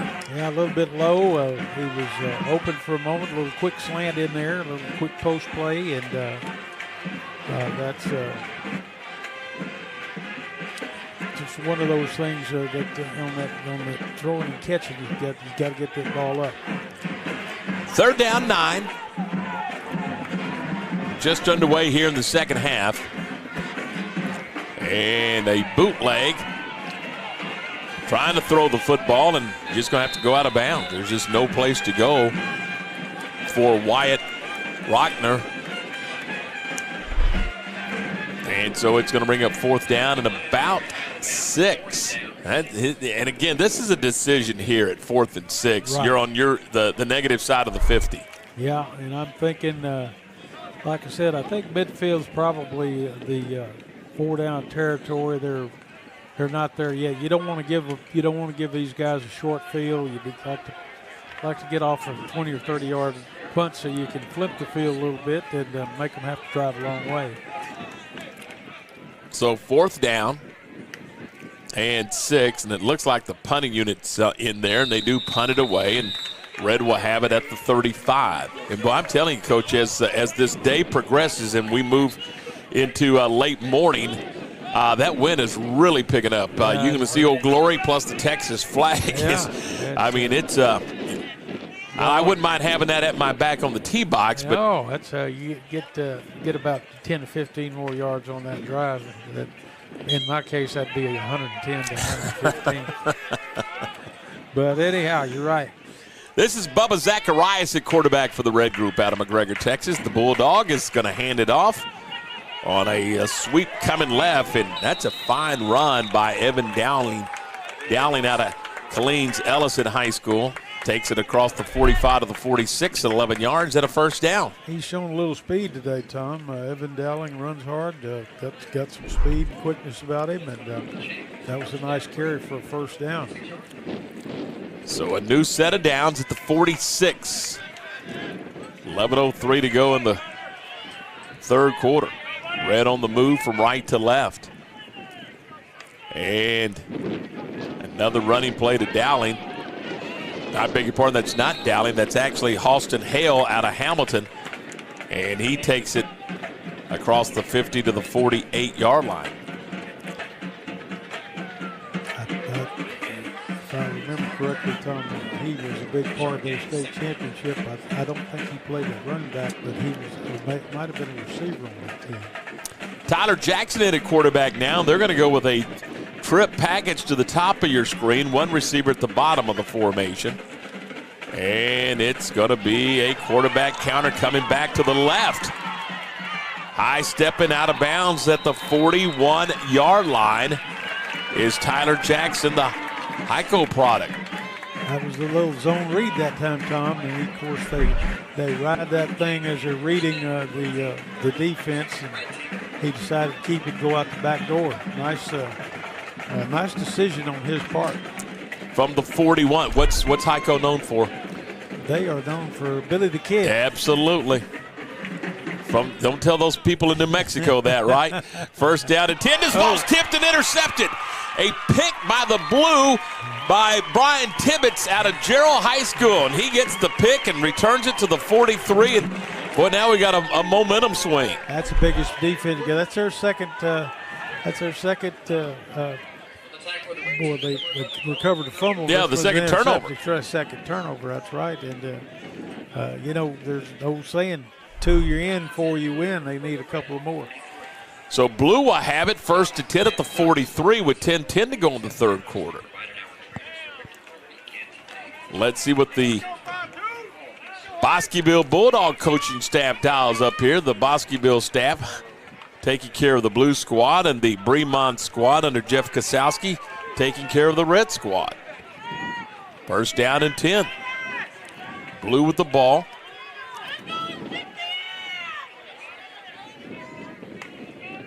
And on first down, here's a pass. Far sideline, caught. First down and more inside the 30 of the 28. Ball comes out, and Red has it. A sudden change of possession again on the fumble. I'm telling you right now, Caleb Tucker had a great run after the catch, but then gives up the football, and Red has it at the 28. Yeah, that's unfortunate. He had a big first down there, and that's the first turnover for the Red team, and it couldn't come at a better time because the blue squad was in 4-down territory. So Red has it at the 26 or 27-yard line, rather. First down and 10. They'll send 2 receivers to either side of the formation. They're in the pistol. Oh, they were in the pistol. Now they're in the regular spread, and here's a play fake, and they're going to go deep. They're going for the home run ball, and it's caught for a touchdown. How about that? It is Dom Madron from McGregor going into the end zone for the touchdown. Well, 73 yards. There's no play like a big play, Tom. That's the third or fourth one today. That's the third one for the Red team. Well, the second one, the Blues had 2. I think all the touchdowns have been by air except the one. My goodness. What a throw and what a catch. Now, there were 2 guys open. I wasn't sure which one he was going to throw to. Take your pick, right? That's right. Here's the extra point, and it is good. So with 9:50 to go, Red takes advantage of the turnover. Blue gets a turnover, turns it right back over to Red, and then Red goes for the home run ball. 73 yards. And it's now 21-14 Red. And again, Coach, Red has never trailed. They have not trailed. They have been knotted up a couple of times, but once again they separated themselves on another big throw, and the receivers have been running pretty much wide open, Tom, with the 3 or 4 yard cushion, and that's hard to defend. Indeed. And now Red will be kicking off on this beautiful Saturday morning in Central Texas. And again, we've been here, Coach, when it's been 100 degrees or more, it felt like, but today is not that day. Today is a wonderful day. Started out at 78 degrees, and it's now just 81, and 81 in a football uniform. I mean, look, they play in August and September. It's a heck of a lot hotter than 81. Well, I guarantee you it has been gorgeous. The weather's been just fantastic. And with a little humidity this week, the players had to deal with that, but by and large, they've had some good practice days. Austin Hale's going to kick off, and he punches it down the field, and it's going to be returned out to the 30, to the 36-yard line, and that is where Blue will have it first down and 10. Well, we've seen 2 turnovers in the last 2 series, an interception and a fumble, and of course, Red turned their turnover into 6-7 points. So we'll see what the Blues going to do to answer here. First down, 10 at the 36. Blue from left to right, trailing now 21-14 with 9:43 to go in the third quarter. Wyatt Rockner, the quarterback, will hand it off. Spinning out of a tackle is Sislotsky out of Mildred, and he takes it for close to 8 yards. There again, they ran the H-back through there as a lead blocker. They've run that play several times, and it's been a good play for them, Tom. They've made big yardage. You make 8 yards on first down, you've got an open playbook now. For all 5 plays. Yeah, at least. Maybe 6. I don't know how many they put in, but it hasn't been many more than that, is it? Nope. We've seen a lot of the same. Balanced formation. 2 to the left, 2 to the right, and going for the home run down the middle of the field. It's caught inside the 25 at the 23-yard line. That's Tucker on the catch. Johnny, this is an exhibition of big plays today. I guarantee it's been exciting. We've seen big touchdowns, long passes. That one right there with Caleb Tucker from Granger. And, or as they say in Louisiana, Granger. But however you want to pronounce it, he made a big play. Rockner, his high school teammate with the throw, so they've done that once or 3 times. They've been a little sandlot. From the 21, Blue on the move. And a give up the middle. Nice run for Sizlowski as he takes it down to the 17-yard line, a run of about 4 yards. You'll take 4 on first down, won't you? And that little power play's worked for them, and they've been making 5, 6, 7, 8 yards off that play. I'd keep going with it until they stop it. Scratch where it itches. 8:13, 8:12. That's the time remaining. We are in the 18th annual Centex Super Centex Victory Bowl, presented by the Fellowship of Christian Athletes. On 2nd down and 6, a fumble picked up in the backfield, but that's going to be a setback for the Blue Squad. Yeah, that hurt them. They had it going on. They needed to make some yards. This is going to be a big down here, Tom. They're going to have to get it in a short yardage situation. They're in 4-down territory, but they're behind the sticks, and they're going to have to do something on this play to get ahead. They don't have to get it all, but you like to get a nice chunk of it, right? Yes, sir. So 3rd down, and it's 3rd and 8. Out of the shotgun. Going to throw it. Slant. Intercepted at the 15-yard line. This may be a pick 6 to the 50 and beyond. That's the Tank. Tank Scott out of Breedmont all the way to the house for the touchdown. Well, that was a big play there, Tom. That turned this game upside down for a moment.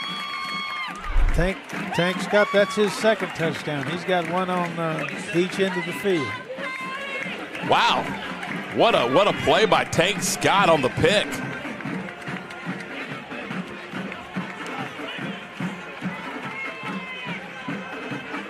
I mean, he jumped the route, Johnny, and he was gone. There was absolutely no catching Tank Scott. He looked like the receiver instead of the defender on that. He was wide open for the throw, and the throw was nowhere close to their receiver. So with what was a tie game is now a 2-touchdown game as the extra point is good. And Red has extended its lead. We're early still. We got a lot of time to play. 7:10 to go in the 3rd quarter. But you would think if you're Blue, you got to find some continuity here offensively and get something going. It's going to be a big series for them this time, Tom, because now all of a sudden you're 2 scores away. Of course, as you said, there's plenty of time. There's still 7 minutes left in this quarter and another quarter after that. So they don't need to panic. They just need to settle down and see if they can get within 1 score going into the 4th quarter, then who knows what happens. It's almost like Tank Scott knew what was coming. I mean, he jumped that route and was gone. He was in there, almost in the huddle. My goodness. So it's 28-14, the Red with the advantage.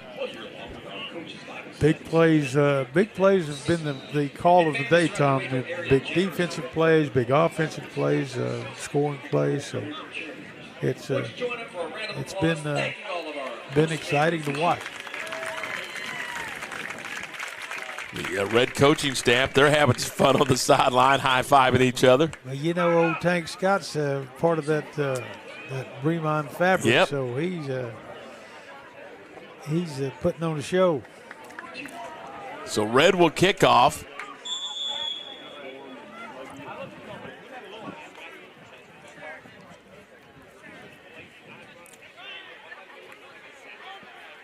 And it's a swib kick. It's headed out of bounds, or is it? No, it's going to be grabbed by Blue. Probably a wise play because that ball looked like it was going to die on the sideline, and if it does, that's a live ball. But Darius Thomas from University dives on that football. Yeah, he probably made a good decision there because, like you said, it could have gone the other way if it stopped before it went out of bounds. So first down and 10 at the 23 with 7:08 to go in the third quarter. And it has been all red here in the second half with 2 unanswered touchdowns, a couple of minutes apart. 73-yard touchdown pass and then an 80-yard interception return for a touchdown. Yeah, the unfortunate thing for Blue is they were going in for scoring 4-down territory, and it was a big turnaround. 14-point swing, and Blue has it first to 10. They'll run the screen, and it's incomplete. Tried to get it to Jake Cox out of the gap, but it went over his head, and it's incomplete, and it's second down. That you talked about that transition. You know, we talked to Jake Cox, for example, Diego Rodriguez from Cransfield Gap. These are guys that played six-man football. Right. This is a different game. Oh, no doubt about it. They're wondering where all these people are coming from. You know? It looks like somebody opened the gate, but they are good at tackling and they are good at receiving because they do a lot of that. And I'm going to tell you, it's an interesting game. I love watching six-man football. Second down and 10. Here's a handoff up the middle. Not much there, and it's going to bring up third down. One of the things that they do in six-man football, Coach, that's illegal in 11-man football is they can be moving towards the line of scrimmage at the snap of the football.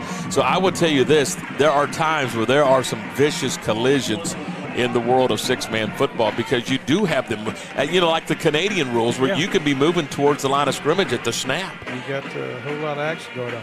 Tom, that last play was made by James Darnell. He played for West. He was one of the guys that has been in our host home this week. Well, nice. Third down, 12, and a scramble. Boy, there's some running room, and it's going to be close to a first down. Didn't get it, got knocked out of bounds shy of the first down. Terrific run by Rockner, the quarterback, but he just wasn't able to get the corner turn. It's going to bring up fourth and about 3. I would think you punt here, don't you, Coach? You're not going to turn the ball over to 31. With as much time's on the clock, you've got to see if you can back them up. Well, what do we know, huh? Yeah, exactly. It looks like the offense is staying in there, or are they? I mean, you never know.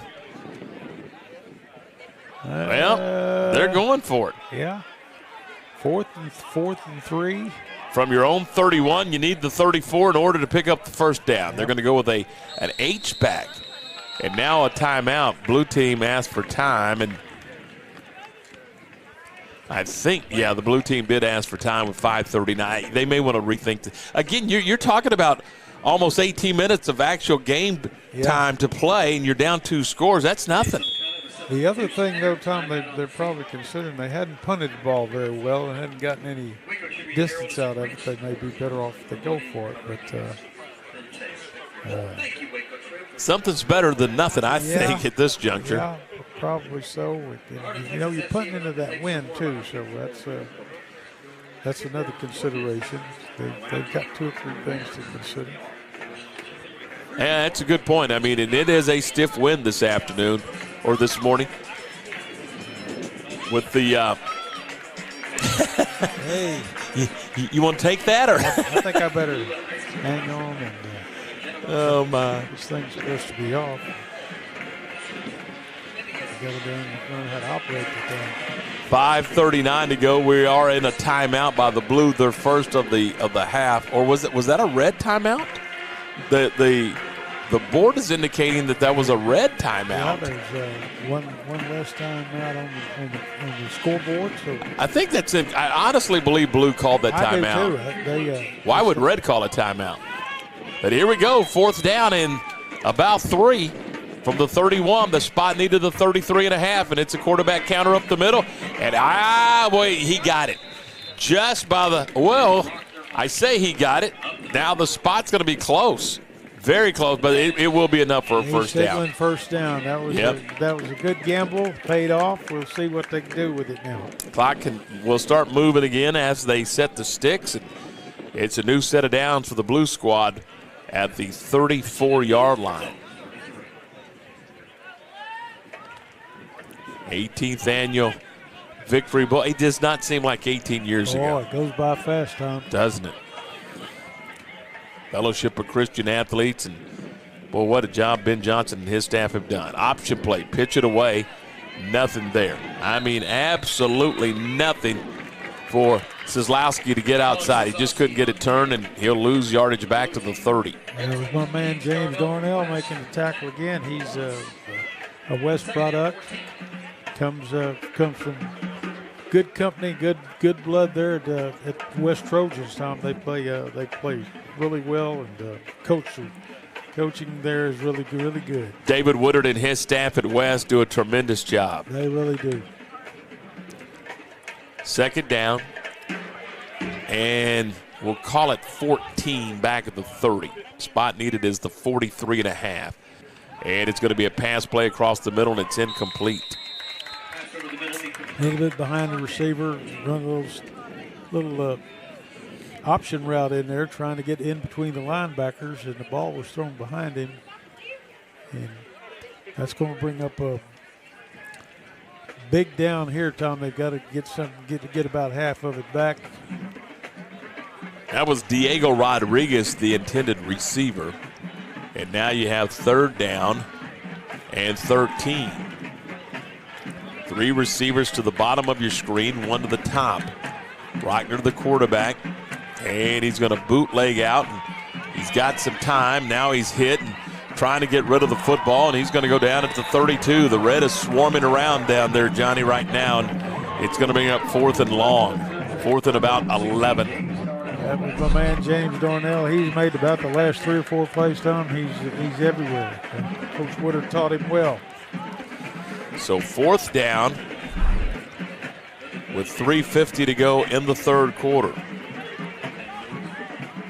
And the blue team will punt.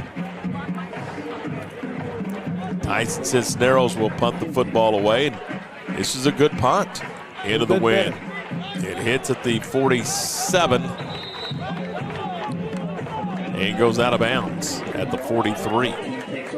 He didn't pin them back deep, but he did get them on their end of the field. And Blue's going to have to come up with a defensive stop here, Tom, and get some field position.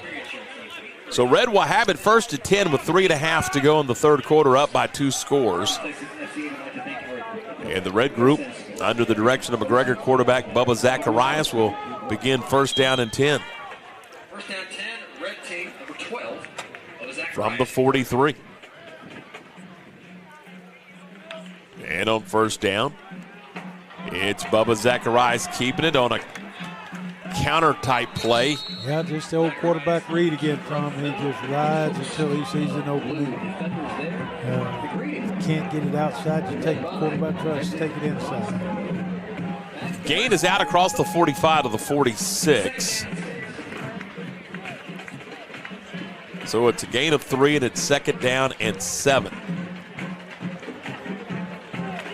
Red rotating quarterbacks. No, this is still Zacharias, I beg your pardon. And on 2nd down,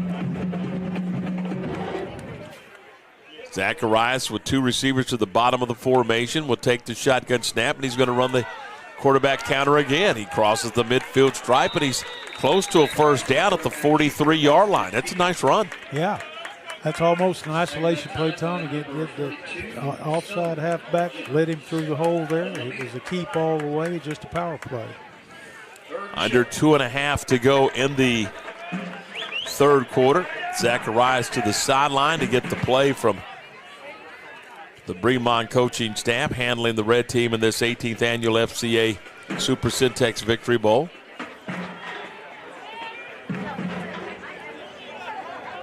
Third and a yard.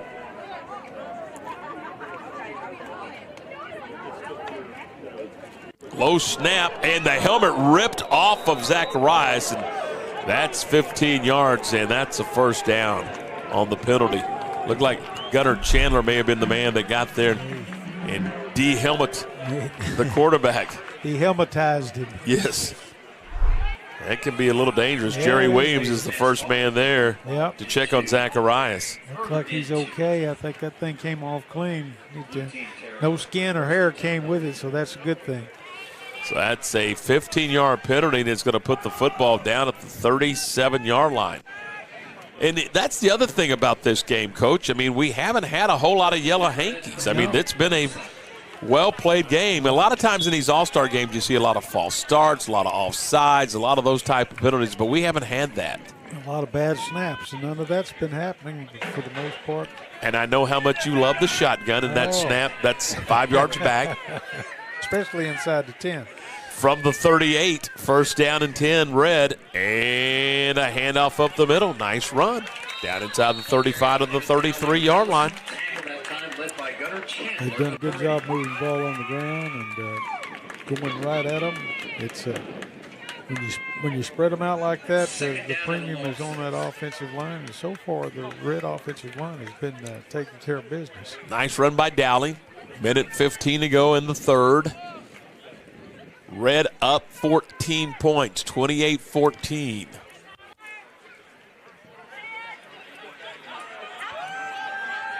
They line up, they begin in the pistol formation, and then they move out of it. Dowling moves to the right of the quarterback, and there's that read again, and now they do hand it to Dowling. He's in trouble. Fights his way back to the 35-yard line, so he's, well, maybe they're going to spot it at the 33, so he gets right back to the original line of scrimmage, but I think he worked really hard just to get back to the line of scrimmage.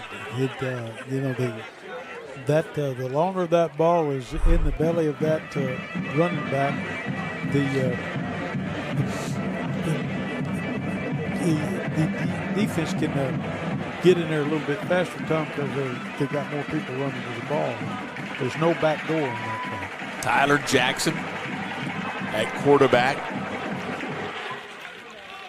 Halston Hale at running back. It's going to be Hale on the give, right up the middle, nothing. Maybe a yard to the 32, and now you're looking at fourth down. Straight zone play, no lead blocker there, just a straight zone blocking, inside zone blocking. Coach, we've had a 65-yard touchdown pass, a 35-yard touchdown pass, a 50-yard touchdown pass, a 73-yard touchdown pass, and a long interception of about 80 yards. I mean, this has been a game of big plays. This has been one big play after another, and that makes for an exciting game, and it also kind of sends a signal that somebody might come back with some big plays. Edwin Alvarado at quarterback. Option to the right. He's looking. Now he is going to keep it. Now he shuttles it forward. Up the sideline. First down. How about that? They get the first down, Halston Hale does, and that's going to move the sticks on 4th and 6. Looked like Patrick Mahomes over there, didn't he? Kind of dealt that ball forward. Hang on. There is a flag down in the secondary. If the play stands, it's a Red first down, but we got to check the media. There's multiple flags down. There's one thrown by the umpire. There's one thrown by the field judge or the side judge. Let's see what we got. The clock has expired. Personal foul against the Red. Looked like some kind of an illegal block. So that's going to negate that run. It's the final play of the third quarter, so it's going to be a 15-yard penalty. As the officiating crew weaves through the Red team trying to spot the football. Red doesn't want to give them any room there. They don't want to be backed up. So it's going to be 4th and a bundle. And again, the clock has expired to end the third quarter. And they're going to have to start over. Yep, they're going to have to back it up and flip them on the other side. Tell you what, let's do. It is the end of the third quarter, so we'll let them sort this out. We've ended 3 here from Waco ISD Stadium. It's 28-14 Red in the 18th annual Victory Bowl presented by the Super Centex chapter of the Fellowship of Christian Athletes. We'll take the break, and we're coming right back with more. This is why you need Centex Primetime. Jalen Gillis brings the realness. Dive into the heart of sports with the most passionate commentary around. From pro to high school, Jalen's got the insight and energy you crave. Catch all the action weekdays from 5 to 7 p.m. on the Centex Sports Network, only on YouTube. Join the conversation and elevate your sports knowledge with Centex Primetime. Don't miss it.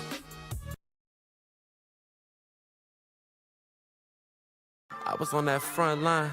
Look. Look. I was on that front line. Man, they finna tell us. Look. I was on that front line.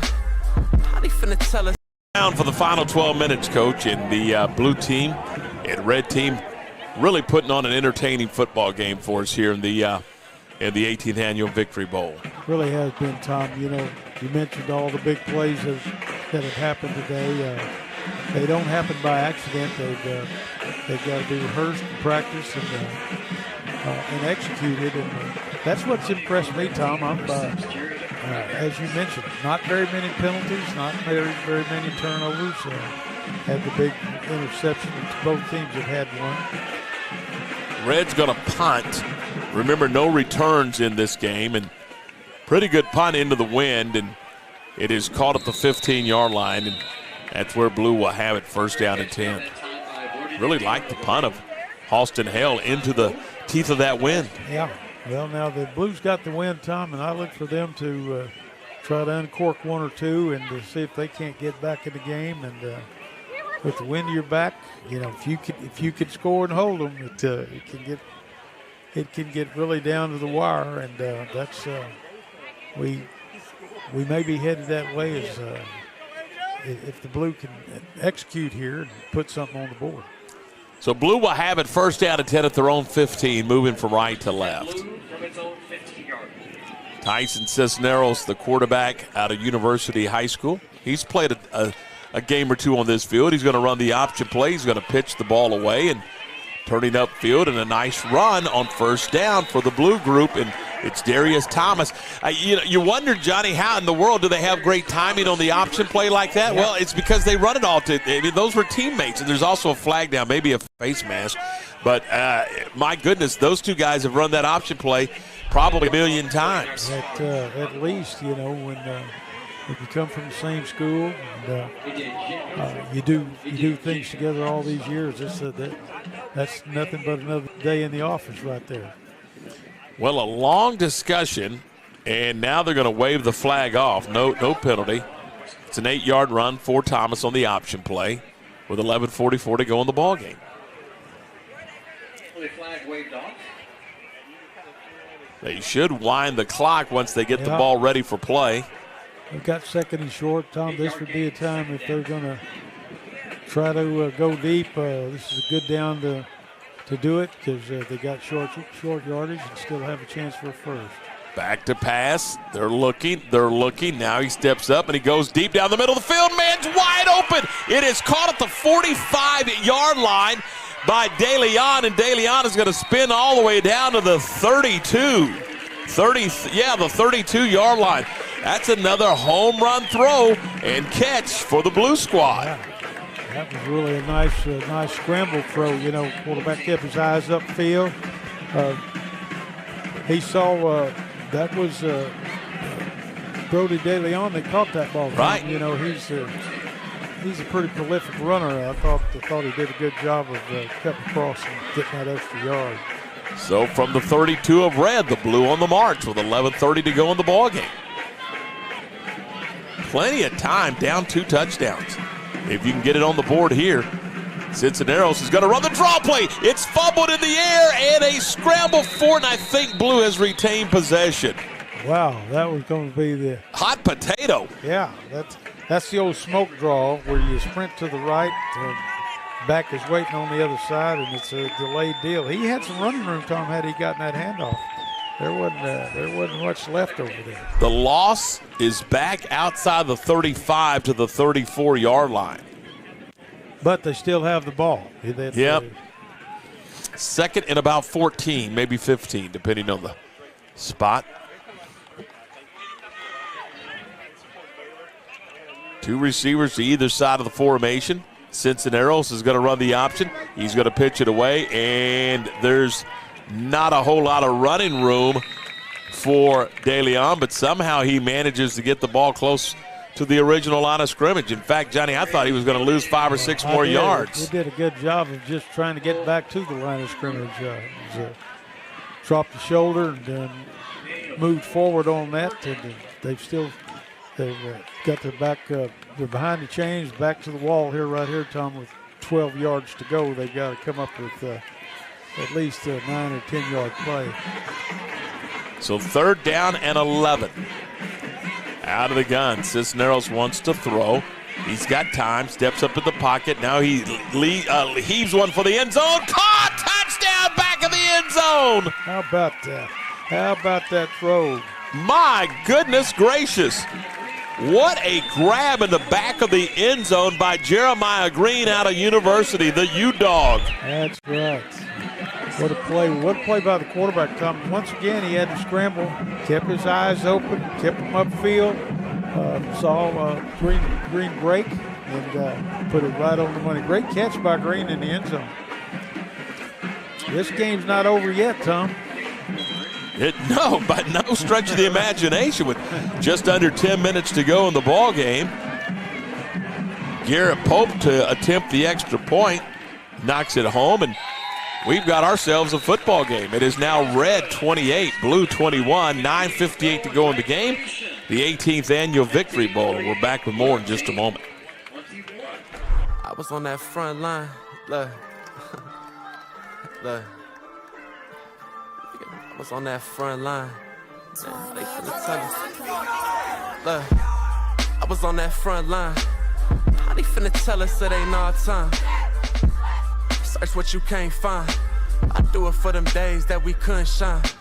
I was on that front line. How they finna tell us it ain't our time?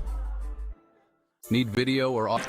Along with Johnny Tucson, I'm Tom Barfield. We welcome you back to Waco ISD Stadium. It's 28-21 red. And Johnny, you and I have done a bunch of these games, either radio or television or a combination of both, and I don't recall a game that has been this explosive.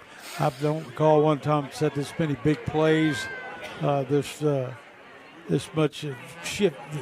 The shift of momentum has been unbelievable. You know, one side captures it, the other gets it back. That's an unusual trait more often than not. But tonight seems like a different night. My goodness, what a ball game. And the kickoff taken by blue, or red rather, and out of a couple of would-be tackles and out across the 15 to about the 18. That's a nifty piece of running just to get it out to the 18. It was all east and west. He went about 20 or 30 yards, not to gain any. But it was fun. It was. It was exciting. You wondered how many people were going to miss. So it's 1st down and 10 red. And they're not in any trouble by any stretch of the imaginations, Coach, but I think red would like to see a couple of 1st downs to kind of stymie the momentum of blue right now. Exactly. Tank Scott in at running back. This is going to be a quarterback run all the way, and not much there for Alvarado as he gets it close to, well, I say that, he gets about 4 yards out near the 20-yard line. Yeah, that play, once again, Tom, Brody McKenzie, the young man from Midway, has been Johnny on the spot several times today, and he was there again. 1st down and 10 from the 20. Another flag. Now, see, crew number 1 didn't throw many flags. Crew number 2 is getting their money's worth.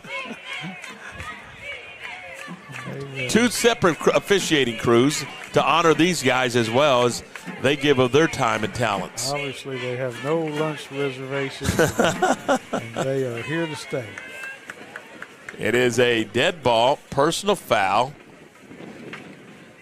against the red group. That's not what they needed. Nope. That's what the blue needed, though. They're happy about that. I think the red staff would like to have a little more of an explanation. I know this. I see everybody coaching for the Reds, for the red team, pointing towards the blue end zone. But all for naught, as that's going to be yardage walked off against red, and it backs them way up.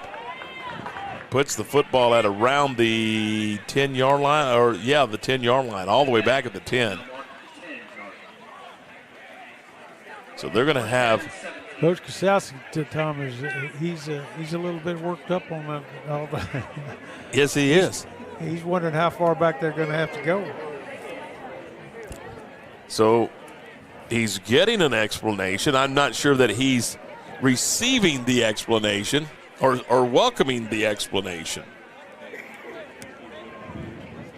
And now they're discussing it. You can see the officials are on their little headsets, internal headsets, and they're talking about it.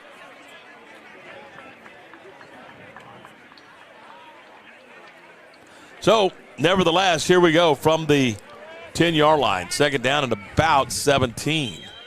Long yardage here, Tom. Second down, and you got to think draw, screen, or deep pass. Second down, 17. Tank's got the running back, and he's going to get a handoff on a power sweep coming right. Turns upfield and takes it out to about the 20.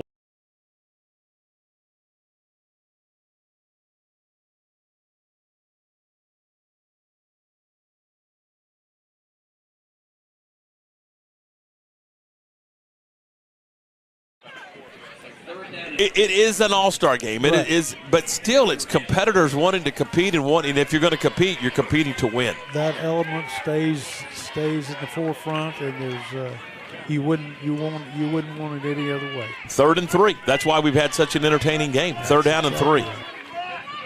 Out of the spread again. It's Scott up the middle. Tank across the 27 to the 28, and he should have enough for a first down. That's a big first down, Tom. They came off of a penalty, a bit deep hole, 17 yards, and made it two snaps. 2 snaps to get the 17 plus, and it moves the sticks, keeps the clock moving as the Red hangs on to it, a 7-point lead. It's 28-21 Red in this 18th annual Victory Bowl, presented by the Super Centex FCA.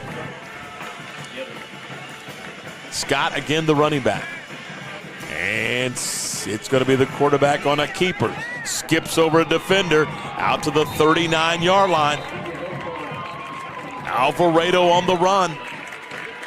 He's played a pretty heads-up game, Tom. He's been a good field general and taking care of the ball. That's important in a game like this. Well, you know, they're going to start shortly trying to determine who's going to be the MVP and all that kind of stuff. They've got some great candidates. They really do. Miller has caught 2 touchdowns for the Blue.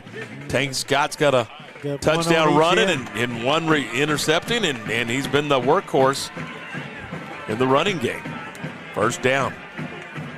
And it's another handoff. And it's going to be out across the 45 to the 46. Nice run by Dowling. They've had a pretty good two-headed monster in Dowling and also Tank Scott at that running back spot.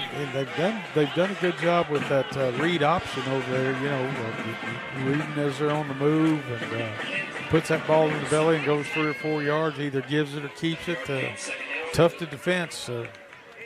You got to play 2 people there, and you never know. Alvarado back in at quarterback. Scott back in at running back. Under 7 minutes to go in the game. Red on top by 7. 28-21. And Red taking their time. They're going to milk the play clock. And why not? You got a 7-point lead, and you're in a short yardage situation. Again, if you don't think they're not playing to win, you're silly. Here's the quarterback, Alvarado, coming right, reaching the 49. He's going to be close to the first down. He should have it. And he will have it. First down, and the clock's still running. Keeping the ball on the ground, Tom, and the clock's running. Now they're stopping the clock, Coach. Okay, let's see. It should be a first down. It is a first down, so that moves the sticks. Sticks move. They've worked themselves out of the hole. This has been a good drive for them, Tom. If they can milk this clock a little bit and now turn that ball back over to the Blue team with much time, that's going to be to their advantage as far as the outcome. Scoreboard indicates that Blue has 3 timeouts and the Red with 2. And again, when that timeout was called earlier, I really felt like blue called it and not red, but the scoreboard indicates that red called it. So if that's the case, blue does have 3 timeouts in their hip pocket as we move under 6 minutes to play in the football game. It's a new set of downs for red. They've got 1st and 10 at the 49-yard line. Alvarado, the quarterback. Scott, the setback. And it's Alvarado keeping it, trying to get outside, not going to do it. Nice job, blue. That is Tyson Cisneros out of Rogers to corral him out of bounds. He flat would not let Alvarado get loose. He and number 80, Brody McKenzie, have been all over the field, making big plays for the blue team. That was a big one there. Gain of 2, 2nd and 8, 5:13 to go in the game. Clock continues to run. Red taking their time.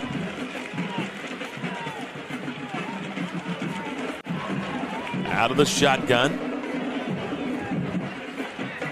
Here's Scott on a handoff up the middle, and boy, he is pounced on right at the line of scrimmage. A gain a yard, and that's it.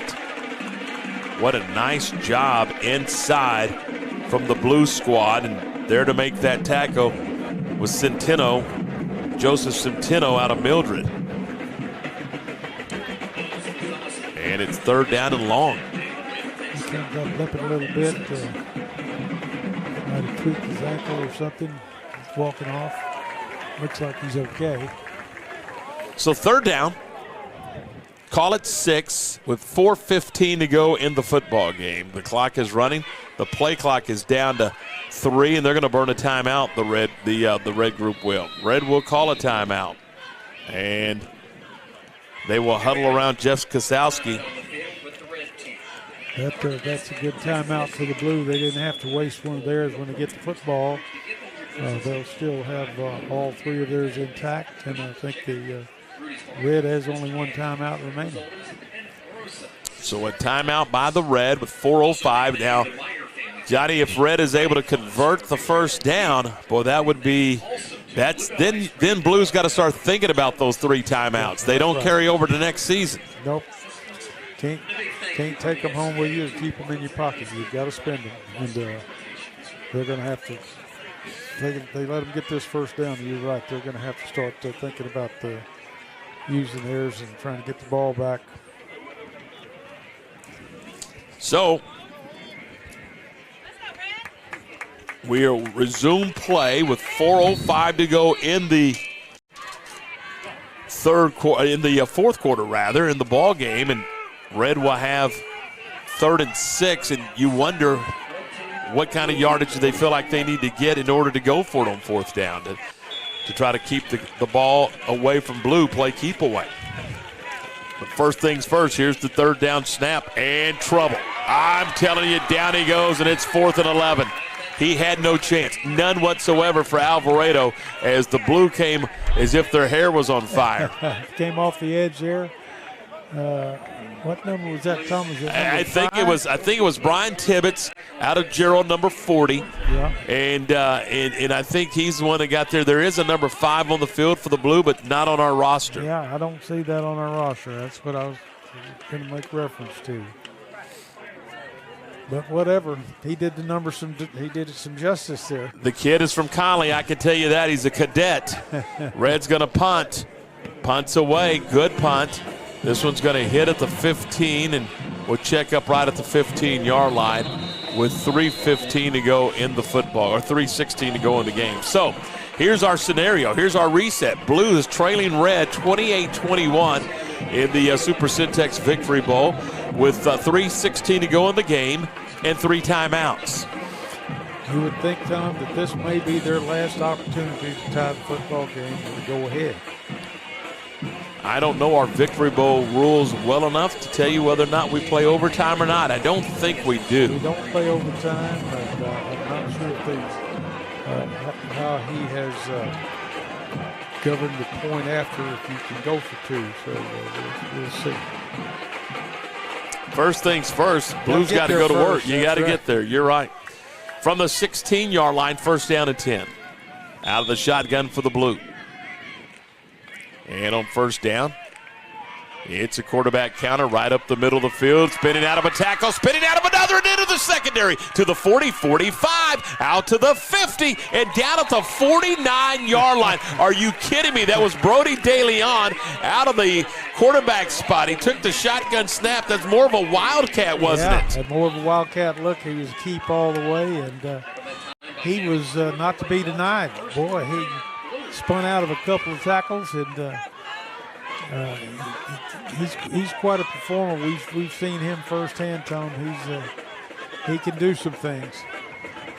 Darius Thomas in its setback. The quarterback will be Tyson Cisneros out of Rogers. From the 49 of red, 2:30 to go in the game.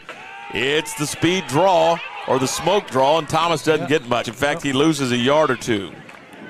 Backside stayed at home that time and didn't allow him to come out the back door. Clock continues to roll. Blue with 3 timeouts. They're going to talk things over.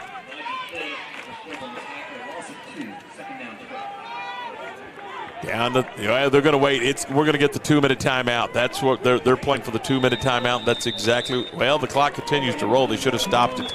They'll reset the clock. They'll have to. But yeah, this is the 2-minute timeout. And Johnny, if you're Blue, let's talk about it. You've got 2nd and 12. You're at around midfield. You're obviously in 4-down territory. When do you start utilizing those timeouts? How do you utilize those timeouts? And how? I mean, how are you going to use them? I mean, what are they for at this juncture of the game? Well, besides the obvious stopping the clock. Right. Yeah. You've got to decide with they've got 2 timeouts left.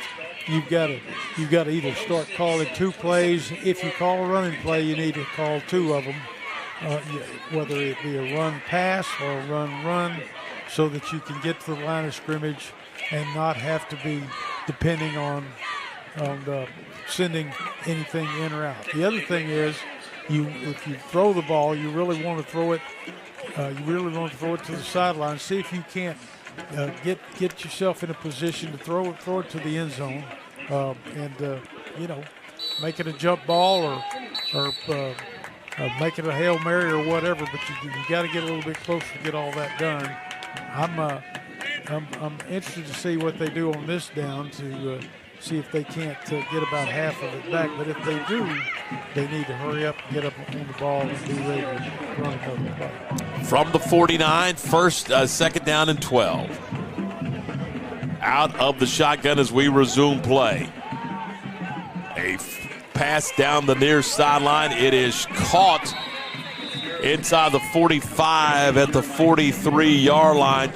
Jeremiah Green, the University Trojan. Yeah, he made me a little nervous. He was trying to go back in. He needed to step out of bounds. He was pinned up, step out and stop the clock, and that saves you a timeout. You still got 2 in your pocket.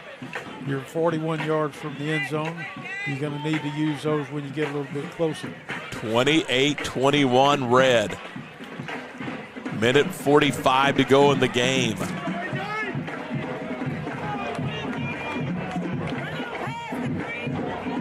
From the 41-yard line, 3rd and short, 3rd and about 2.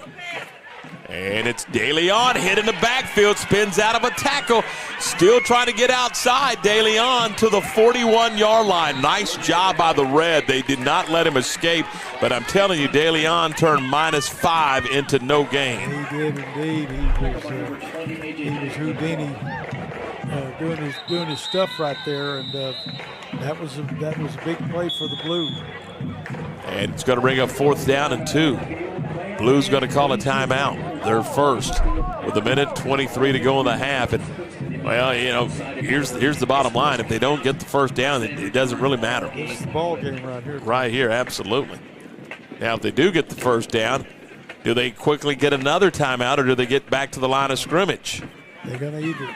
They really need to call 2 plays here. If you make one, then you hurry up and snap the ball from the other. That probably needs to be a pass play toward the sidelines, and then gather yourself, not have to use that timeout until later on, which later on is not going to be too far away with 1:23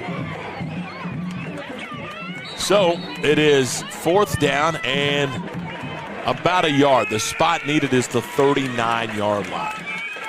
We've got 83 seconds to play in the football game. Been a good one, Tom. It has. It has really been a very entertaining football game. Yes, indeed. I mean, a tip of the hat to the players, a tip of the hat to the coaches for putting this thing together in less than a week. DeLeon drops the snap, picks it up, in trouble, and down he goes. Running without the football, almost like a receiver, Johnny, trying to run without the catch. Yeah, just he tried to go before he had the grip on it, and he knows he probably shouldn't have done that, but now you've got to. Well, you're going to call your 2 timeouts, but there's just not a whole lot you can do with it. Red really can, I think, go into victory formation with 75 seconds. Right. That was unfortunate. They had the ball in a ball player's hands there. They had the right idea. They were looking like it was going to be some type of tailback keeper, wildcat keeper with a couple of blockers out in front of him. Just didn't happen. Didn't have the ball. No, you are 100%. Just those little things like that cost you the ball game when it's on the line. So it is first down, and into victory formation goes the red squad. And he takes it. Here's the other piece to that. Blue will call the timeout with a minute. Well, or will they? Yeah, with a minute 7, they get the timeout. If you're the red, stand there for a second and then take a knee. Yeah. I mean, let a little more time run off the clock. Since you've backed up that far, you can see what's going on, and if anybody penetrates, you just drop down. But you turn your back when you need. You don't face the guy. You turn your back, cover the ball with both hands, and go down on one knee. Never let them hit the ball. So Blue down to, well, now they're saying Blue's out of timeout. See, we were right all along, Coach. Yeah. That timeout was actually called by Blue originally early on in the game. That's why they weren't calling the timeout. They only had 2 in the pocket. They only had 2 and not 3. The board was inaccurate, but now the Blue is out of timeout, so it's a snap, maybe 2, and that's going to do it for Red, and they're going to hang on for a 28-21 victory. And I'm telling you, it was a heck of a football game, incredibly entertaining, and just a lot of fun. A lot of winners out there, Tom. They're all winners, aren't they, Coach? They are indeed. Anybody who puts a uniform on is a winner, no matter the score. They gave it their best. A lot of fun here this morning and into this afternoon. There's another snap, and he goes to the knee, and they'll have to do it maybe one more time, and that will do it. Brings up 3rd down and 15, but that's irrelevant at this juncture, as the Reds going to come away with a 28-21 victory. And let me just take a moment here and say what a pleasure it has been to be a part of this thing with you again this year. And in the work that you guys do, because you're on the staff of FCA, and the work that you guys do spreading the gospel to these young people, unbelievable. And you guys, under the direction of Ben Johnson, to be commended, and you're using athletics to spread the word. It doesn't really matter what you use, it does it, but you guys are using athletics to spread the word, and it's pretty impressive, and really a neat thing to see these kids. And I know you've, over the years, seen some of these youngsters come to Christ with this event, and that's pretty cool to see as well. Absolutely. I want to thank you, Tom, for hitting this up one more time and taking the bull by the horns. You did a super job as usual. It's a pleasure working with you. It's a pleasure for us, for you and I both, to be a part of this game, because it's a special game like none other. Thanks to our crew at Centex Sports, man. What a tremendous job that they do putting this together from a technical side. Shoot, Coach, all you and I have to do is sit down and start talking. For you and I, that's not a hard thing to do. That's the truth. We got more words than wisdom sometimes, but it all comes out in the wash, as they say. So blue will fall to red this afternoon, 28-21, concluding the 18th annual Centex Victory Bowl. Many thanks to everyone who's been a part of this show today, and I know there's volleyball later on, right, to conclude the summer and of 2026. And that'll be at 2:30 this afternoon, Tom. The red and blue volleyball game will take place. Girls have been working in the gym, working hard. We had a few of them over the house last night, and they're looking forward to it. So it's just good entertainment, and it's good for teenagers to be involved in these kinds of activities. This makes a difference in their life. We're getting to look at some of the highlights, but here's what I like. What's happening right now down at midfield. There's going to be Ben Johnson in the team and a lot of the guys and a lot of the coaching staff. I mean, this is unity right here. This is what it's all about right here. Amen. Right down there in the middle, and it's all one big family, Tom. Yeah, in the message that is being delivered as right now, that's really. I think with that, we should say goodbye and leave that as our final vision of the 2026 Centex Victory Bowl. For the entire team and for the coach, Johnny Tusa, I'm Tom Barfield. Thank you for watching. We'll see you next year for the 2027 Centex Victory Bowl.